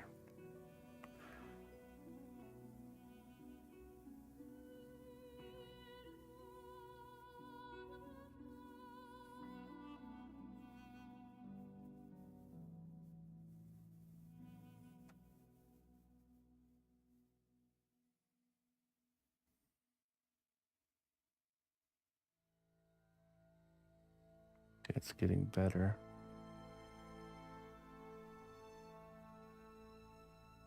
Do the foot and book first. Paint this weekend. Second wing next week. Oh, you know, that's a good idea. No. No, it's not.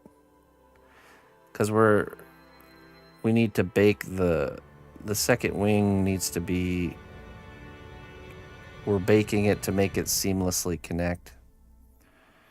And you don't want to bake something that's already been painted. Only because now you can in like an emergency, you can definitely do that, but I've experienced where the paint will actually change color when it gets baked.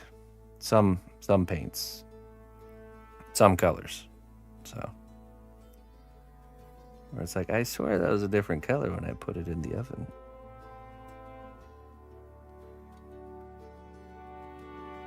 You want to learn to sculpt like this? You sure can. Check out my tutorials. This dragon right here is a start to finish tutorial. You can follow along and learn exactly how I do it. And if you commit to it, you try your best, I bet you'll create something that you can be proud of. So no matter what skill level you are coming in at, I lay things out in a very clear way. You just gotta follow along and put in the time. So if you really want to, it's all up to you.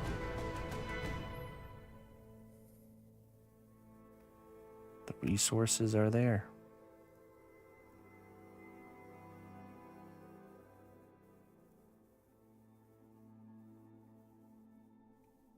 Hey, your Essentia. Hey, thanks a lot, my friend. Thanks for tuning in. Okay, we're gonna take this little wire brush here. I don't. No, I make one-offs or one-of-a-kind pieces. We're just going to create some of this skin texture here.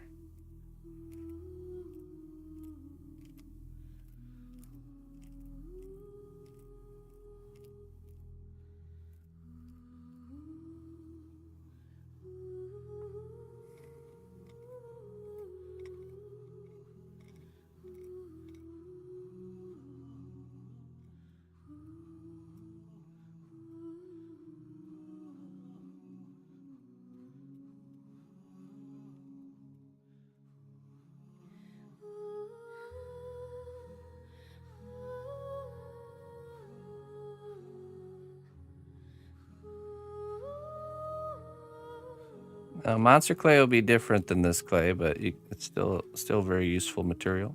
You can make some epic stuff with it. The main difference with a clay like monster clay is that you're not gonna be able to bake it and lock it in and create a finished piece. You're gonna have to mold and cast if you want to make something that's hardened and finished.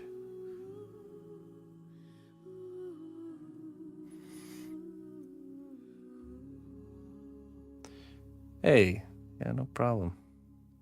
That's what I'm going for, your Essentia. Glad it's working.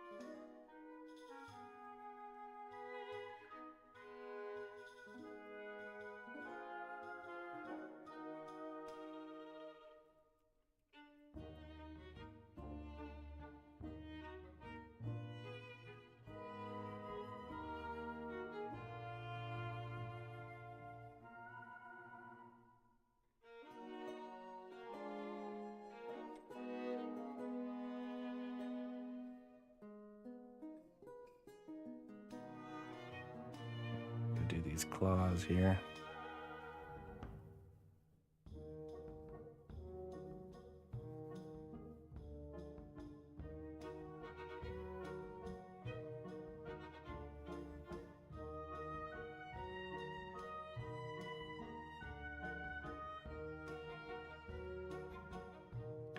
All right, Blue. Drive safe. When was the first time you took this path of art and craft? First time was when I was 10 years old. When my grandmother purchased a book about sculpting caricatures out of polymer clay. And it phased in and out of my journey until I was older. And I really committed and stuck with it. And it's been about 16 years since that point. I do. I stream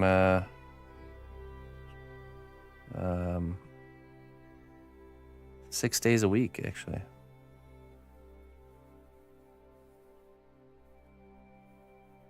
And on Monday, Tuesday, and Thursday, there's 2 streams a day on those days.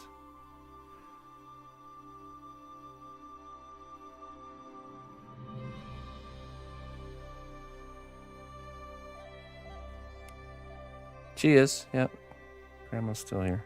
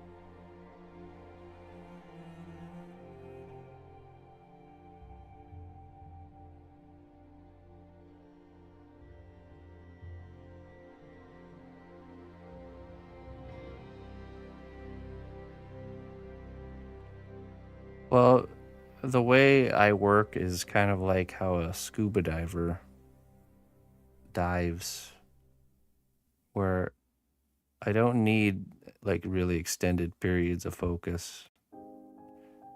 It's like when a scuba diver goes under, they they can only go for a certain amount of time, and then they gotta come back for air and then a rest, and then you go back down. It's the same rhythm. So if you guys weren't here, I would be, when I come up for air, I'd be maybe watching a video, or maybe I'm watching a stream and working and lurking, and stop and watch the stream for a bit and then go back in.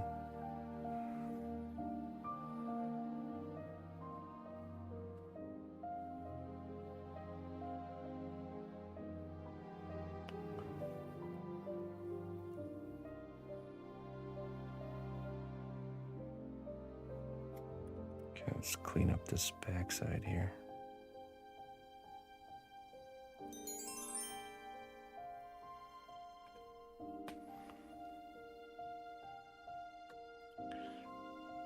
I heard a noise. What was it? Hey. You're Essentia. Thank you for the gifted sub, my friend. Where's that at? Welcome, new adventurer, to a land of great deeds and bravery. Thanks be to our recruiter for their wise choice. Thank you. I appreciate that. Thank you for the support.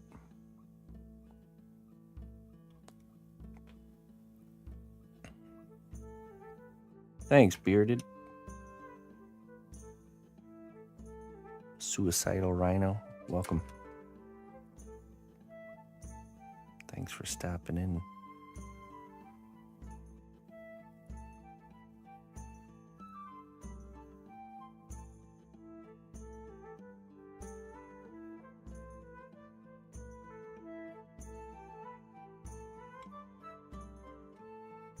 Yeah, it's nice to have people to talk to while I'm getting work done. I've always enjoyed it.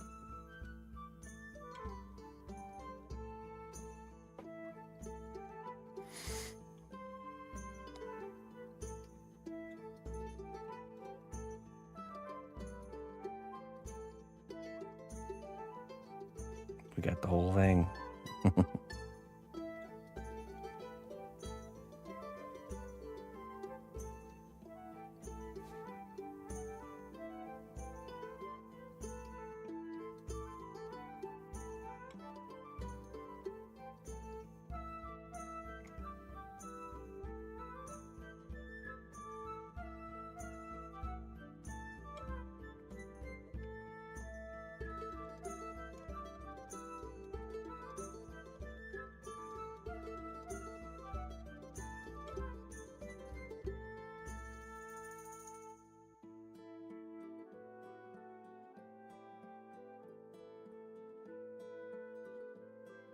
Ever thought of more listening to people talk instead of reading messages? Well, like having, when you type a message, it plays a voice, like an audible voice.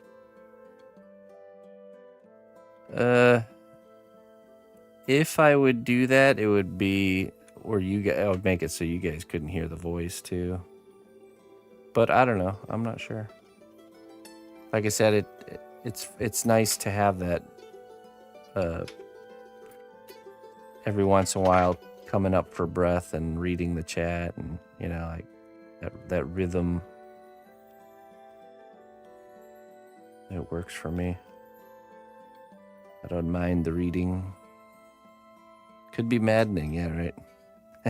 It's just right.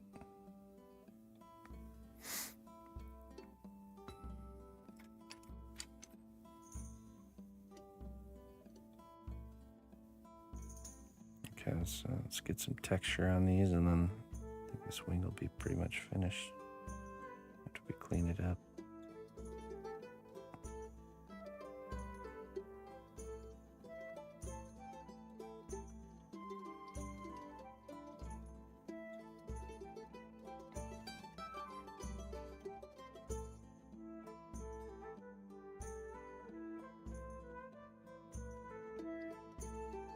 Oh yeah, refreshes the sky. It's just like in Skyrim when you turn the HUD display off for a more immersive playthrough.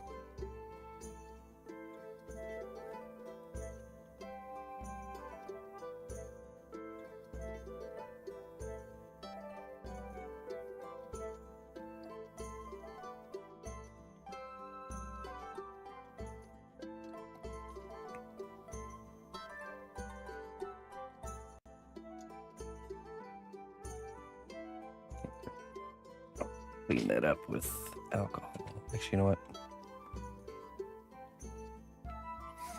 We do this part with alcohol, but the ends of the wings we'll use clay glue. Just to kind of hold that area together a little bit better.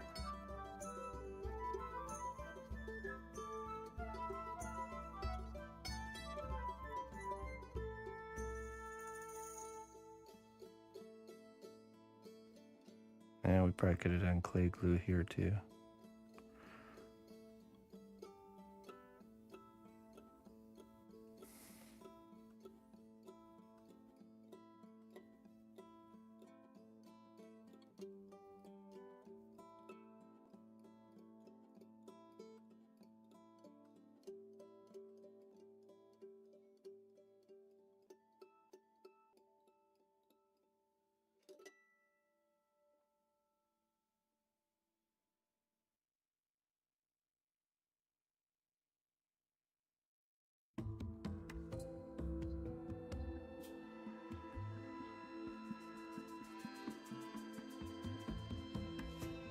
Yeah, sure. What's your question?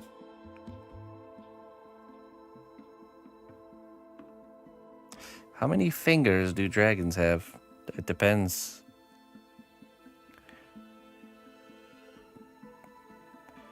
Some dragons are more human-like and have 5. Some are more... Some have just 3, you know, with like a dew claw.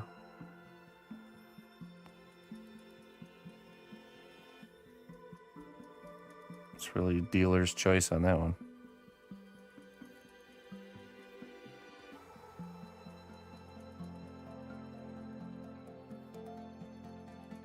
Guess now we use some clay glue here.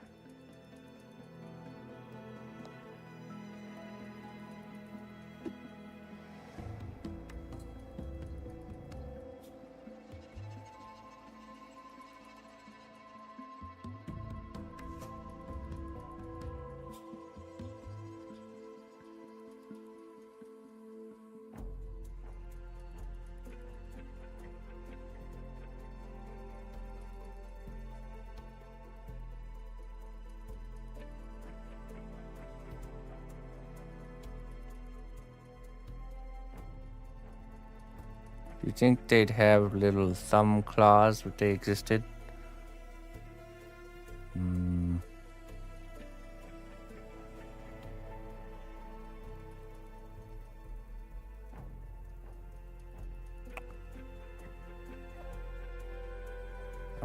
It can go either way. It just depends on what anatomy they're based off of. Because let's see, we can look at T-Rex skeletons, and they have what, 3 toes and a dew claw.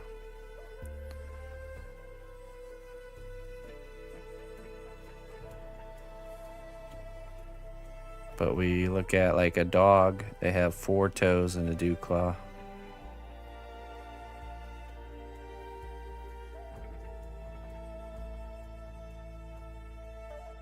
Hey, Jordoodle Bug, welcome.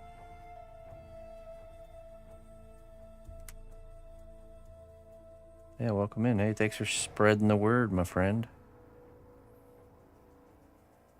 I appreciate that.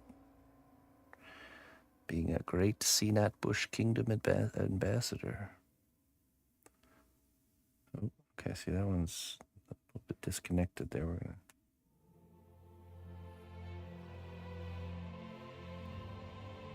insert some clay glue and call it a day there.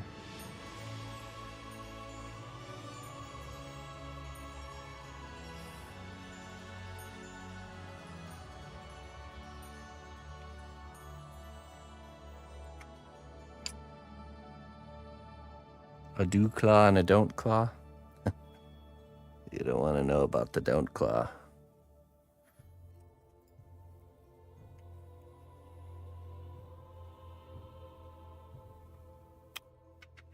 Yeah, if you guys tune in tomorrow at 12 o'clock Central Time, not Eastern Time, we're giving away a $350 pair of headphones. Brand new from Logitech. They're really nice. It's the Astro A50X headset. We did a sponsored project with them, and they hooked us up with a bunch of copies of the game and the headset. So we have one more to give away. All you gotta do is be here.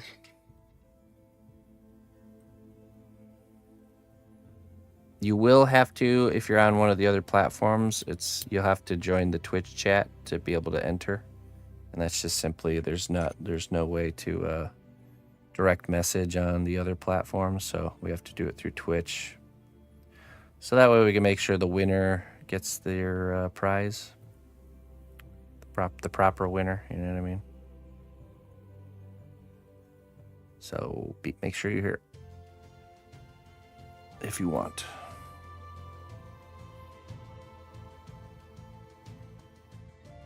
Definitely, I've been a headphones wearer for a long time. It's the nicest set of computer headphones I've ever had, so. I've given them a good test of time at this point. Okay, so we're gonna set this down because we might sculpt in the shoulder. Let's see, let's bring the dragon over here. So this has been baked and locked in. Everything's looking good. So let's paint some C1 separator right here, a fresh coat of that, and then we'll sculpt in the pages of this book. And then we'll attach the wing, sculpt in the shoulder, and then bake it again. Let's see.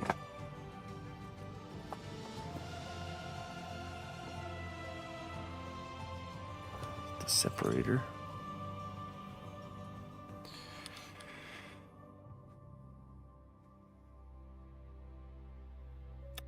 Need your own crafting she shed. That's a hard one.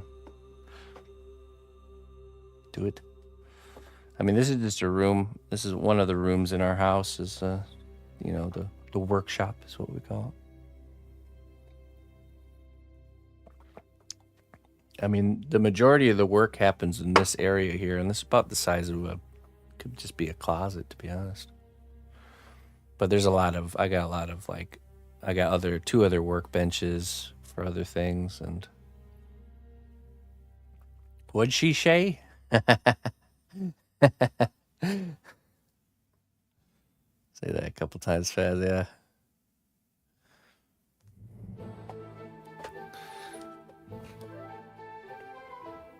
What kind of work do you do? What kind of mediums do you work in? If you don't mind me asking.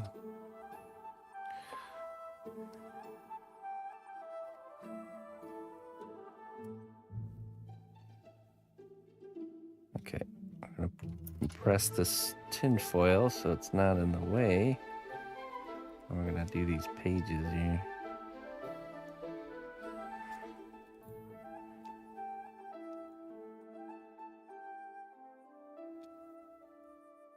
Still need that workshop tour vid. You know, we might do it.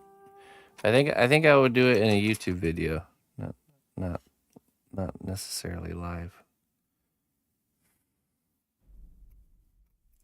Maybe.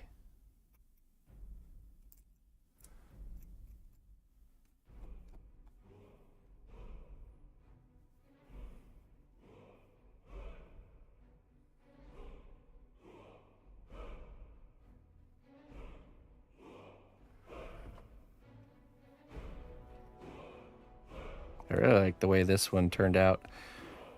You know, it really just shows you the power of physical reference. You know what I mean? Like I was able to learn so much from this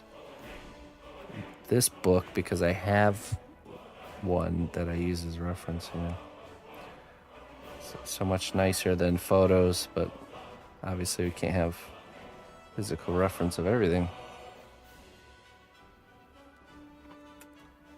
No, the foil being packed in just stops you from needing to use a ton of clay to fill this cavity. So when I started this book, I started with the foil form first.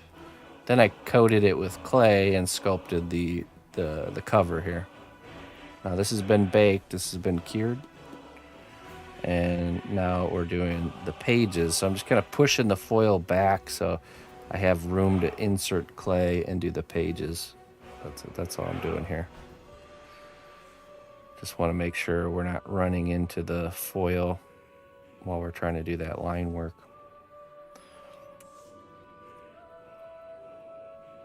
All kinds, okay. Calligraphy. I've always wanted to get into some calligraphy. Pretty cool. Watercolor, makeup, haircut, hair pre-cut.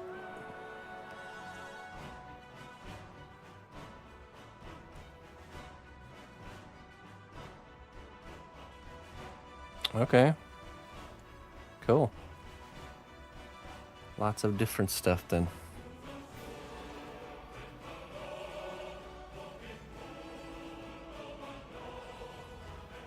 Oh, really?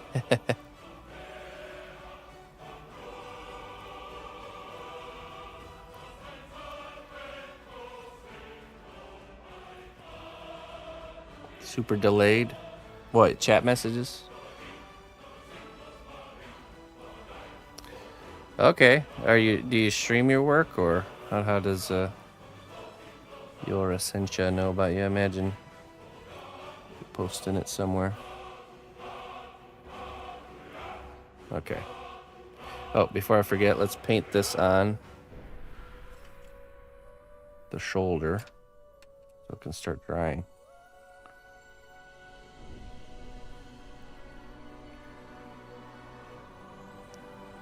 So what this solution does is this stops the clay from sticking to an area. So we're gonna attach the wing here, and we're gonna sculpt the shoulder seamlessly to the back. And by painting this on here first, it's gonna stop it from, I'll bake it all together, and it's gonna stop it from fusing together. So essentially what'll end up happening is I'll be making a perfectly seamless detachable part. I only want the wings detachable because it's going to be easier to paint. That's really the only...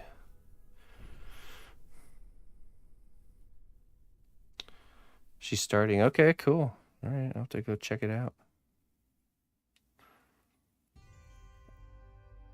Just on Kick, or have you thought about doing multi-streaming?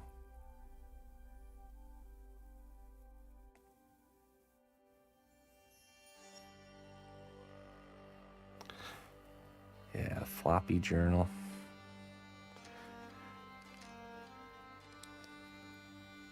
I like when design decisions are having to be made because of necessity, you know, because it just was the perfect thing to fit this particular space and the shape, you know. A rigid book wouldn't have worked, so it just worked out really good. Okay, we're gonna add some clay glue. Smush some clay in here.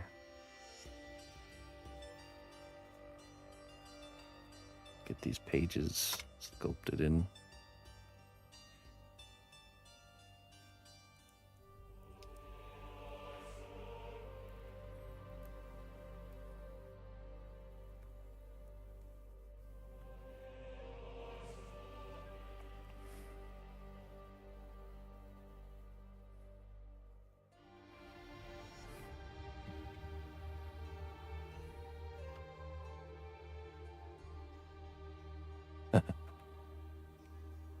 Yeah, you know.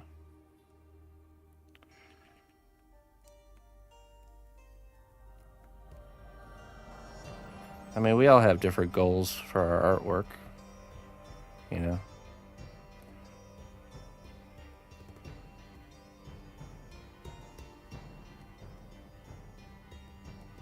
If it fits in within your goals, then there you go. Might as well, right?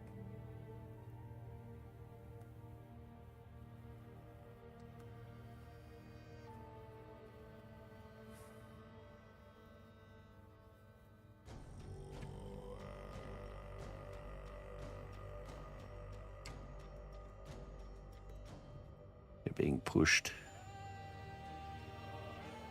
Yeah, don't be so selfish and not sharing your work with other people. How dare you?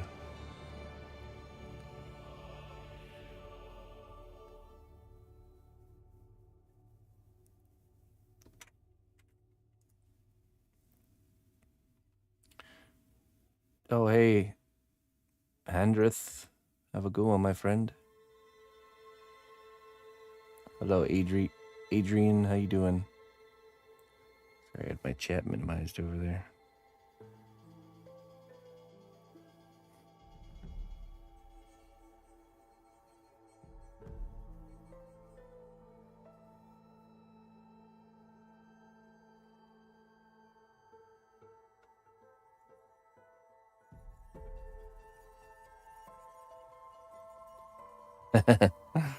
Invisible.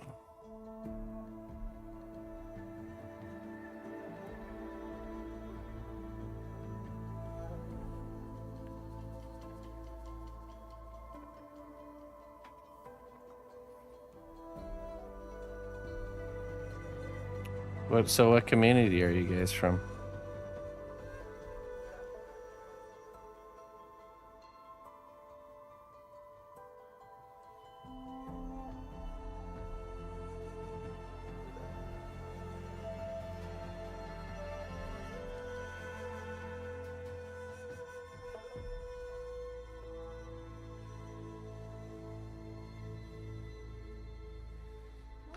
If you don't mind me asking, just curious.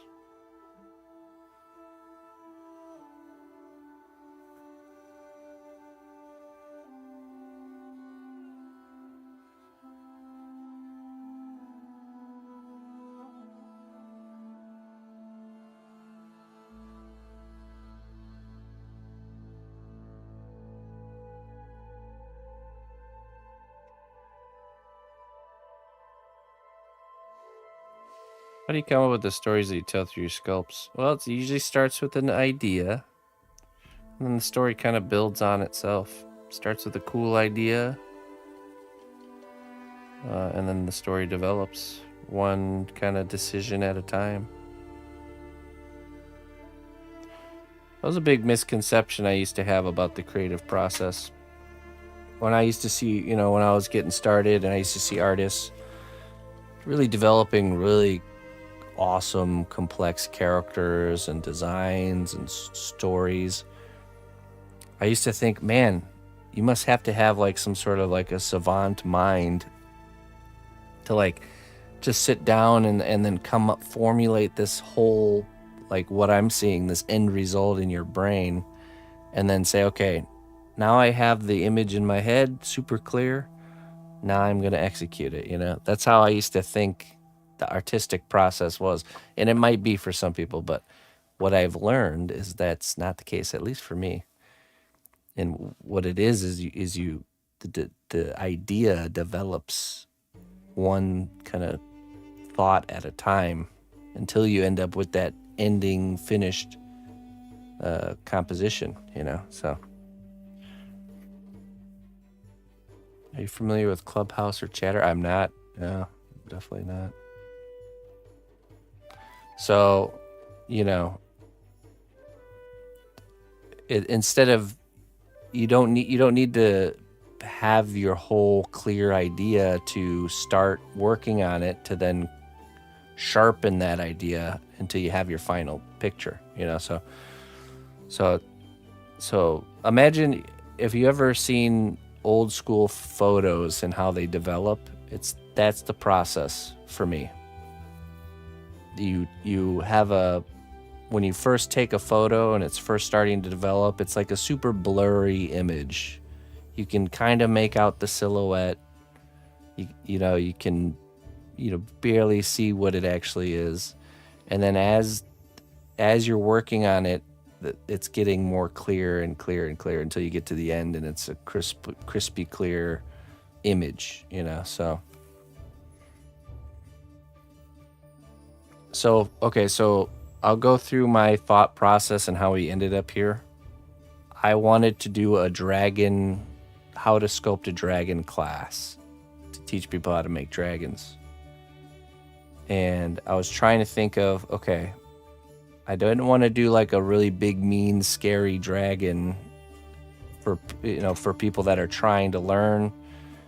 The larger wingspan and the super serious dragon is going to be a lot harder.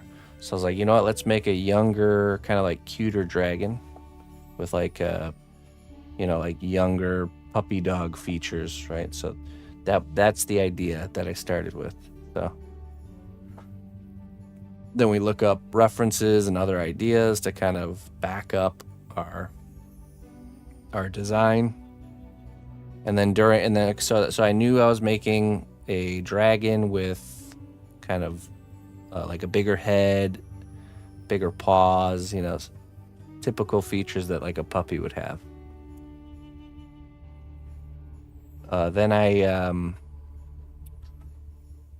Then we got into building it and we made the armature, and that's when we posed it, and that's when the next step of the story comes, so we come up with a pose that's interesting. He's standing up on something and reaching for something. That's all we have to know. Do I have the sketch handy? I don't know if I have that one. I think I melted that one back down. I don't. You can see we created a sketch. So one thing I'll do with my work is I'll create, let me show you here. What's this one? Like sketches like this, where it's like a really quick almost like a mock build of a piece that I'm planning on doing. So that way I can kind of go through the motions one time. It takes about like 4 hours to make something like this. And so I'll usually do something like that first once I have that first idea in mind, you know. So how long have I been streaming in general, and which platform, and for how long on Kick? Kick has been like, I think it's been almost a year, 6 months, maybe almost a year, I don't know. 6 months to a year, but I've been streaming on Twitch since 2011. So tell you what, how many years is that? 14.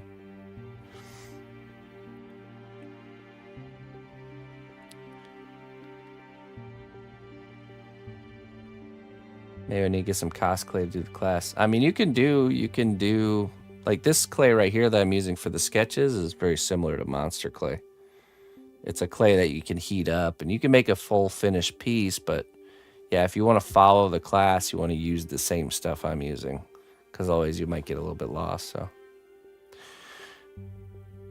did I bring a lot of my Twitchers here? No, mostly the people that are here on Kick are people that I've met here. I kind of just started.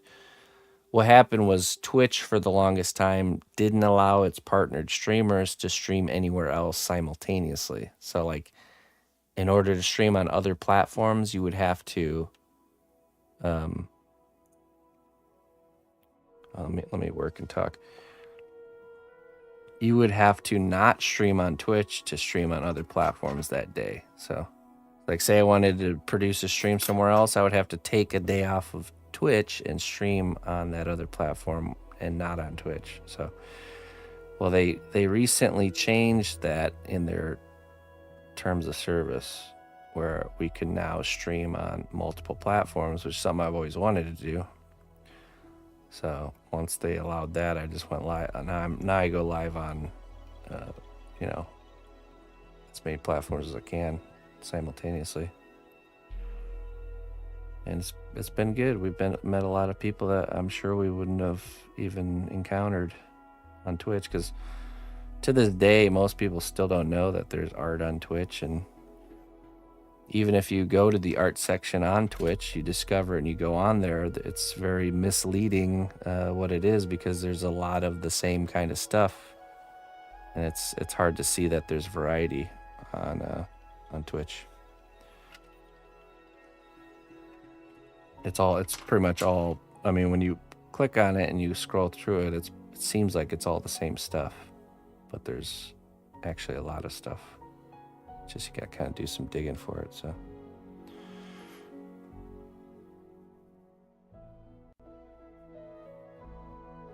right now I'm on Twitch as well. Yeah, so when you guys hear me talking to people you don't see in chat, that's what's going on there. Yeah.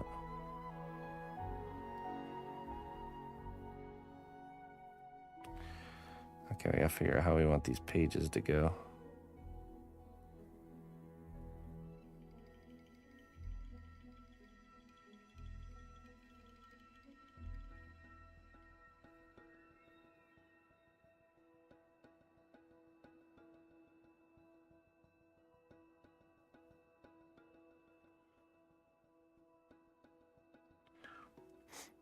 I think I still consider myself a newbie over here on this platform.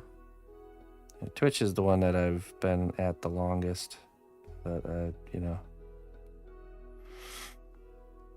But I mean, some basic rule of thumb for streaming in general, it's all about being consistent, having good audio, you know, like don't have, you know, really record your stream and listen your setup and listen to it. Make sure nothing sounds off, you know, simple stuff like that. There you go. Go into it with no expectations. Is it difficult to keep track of two chats? I have all my chats in one window, so like right now, the people I'm talking to over on Kick, their chats is like on the same chat. You guys don't see that, but I do. One of the stipulations with Twitch is I can't show chats from other platforms. So otherwise I would probably have it on screen so you guys can all see each other, but yeah, they don't allow that. You know what, let's do this.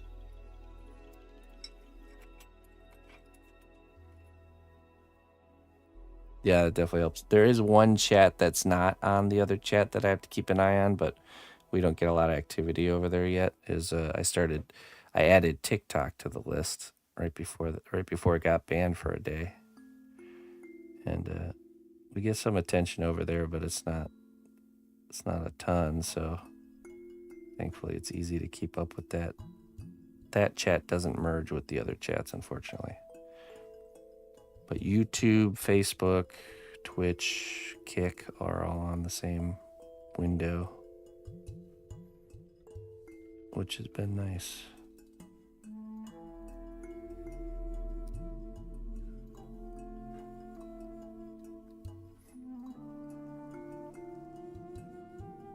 Hey, good to have you there, Moose. Thanks for lurking, my friend.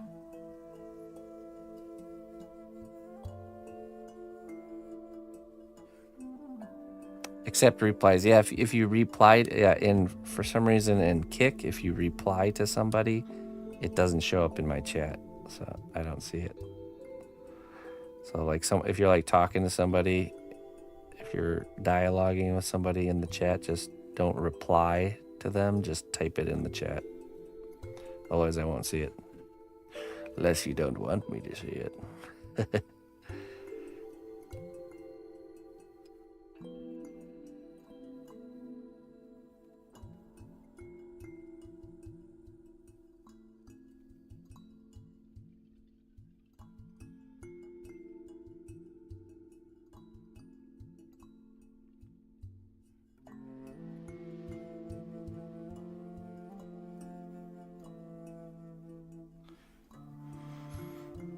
Moose knows.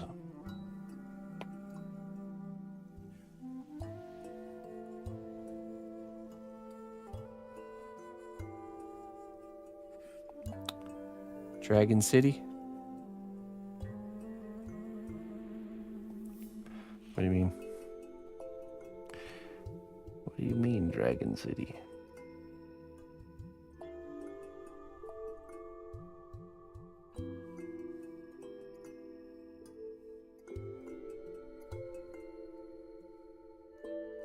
Oh, is Gravity heading out, or are you guys heading out? Did I miss that?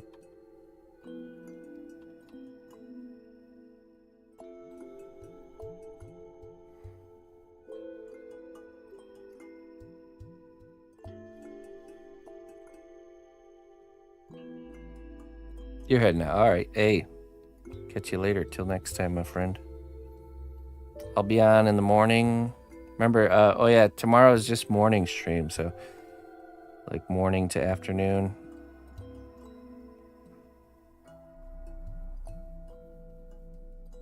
The next evening stream, so around this time, will be Thursday. My daughter has ballet class on Wednesday nights, so that's what we'll be doing.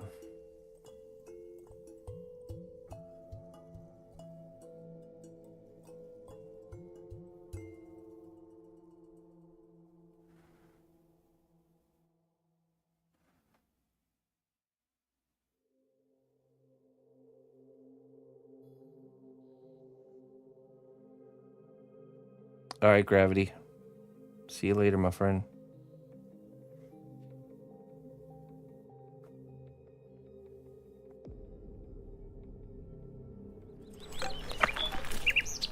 Could someone please direct me to the cnotbusch kingdom? Which direction is that? Hey, Rachel, thank you so much for the $10 tip. I appreciate that. Thanks for chipping into the class fund. Thank you. Thank you very kindly.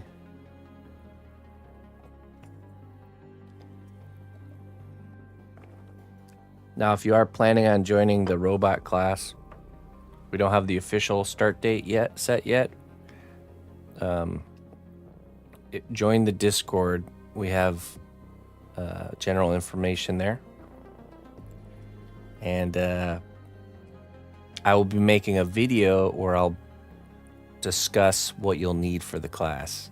I can't say when, but soon. Maybe this weekend I can put that together. So, because there's a few tools that you're going to need for specifically robots that will make life a lot easier.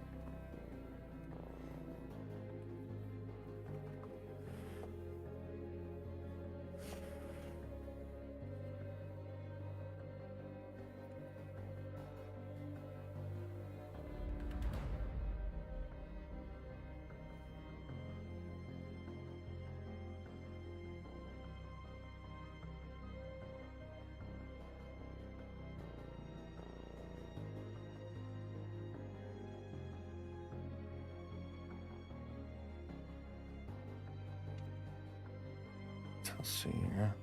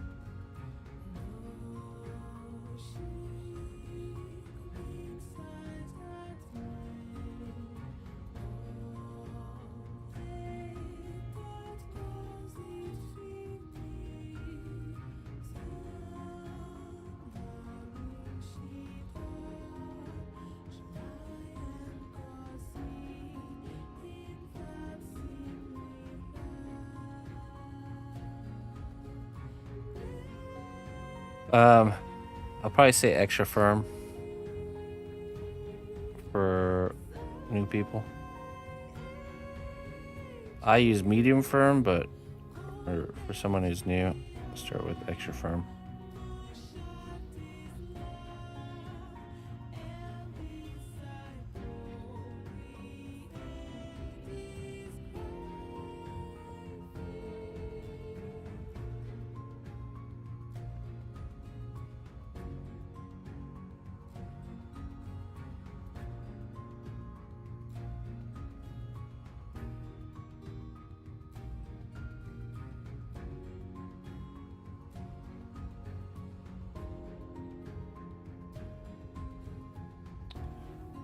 All right, this side looks good.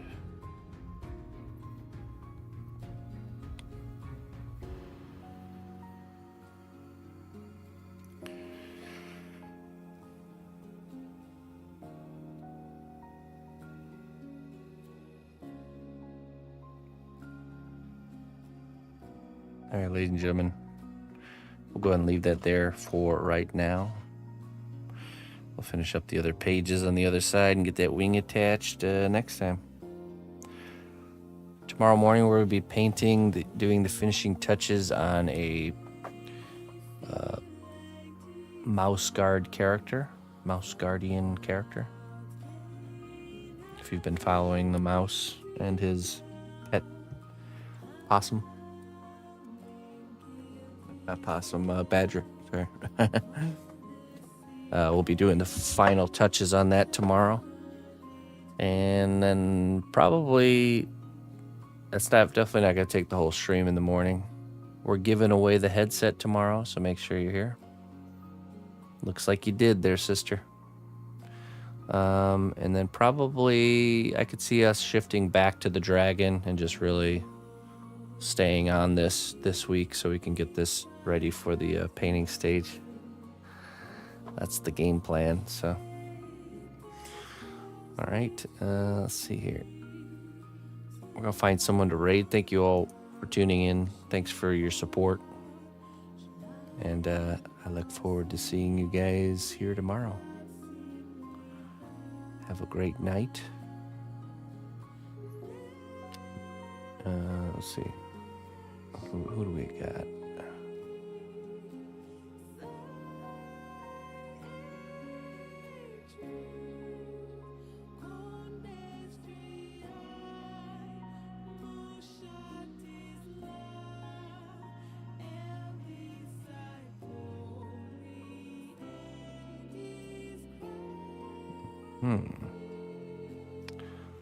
Leatherworking.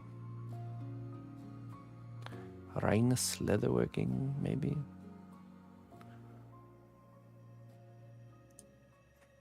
You know, let's check here.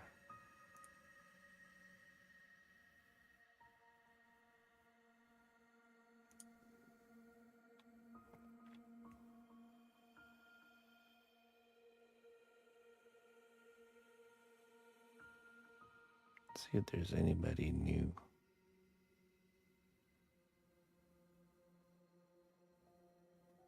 Yeah, oil painting. Let's go check out some oil painting. Looks pretty good.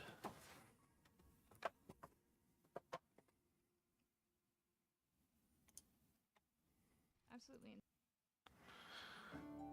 Paintera Studios.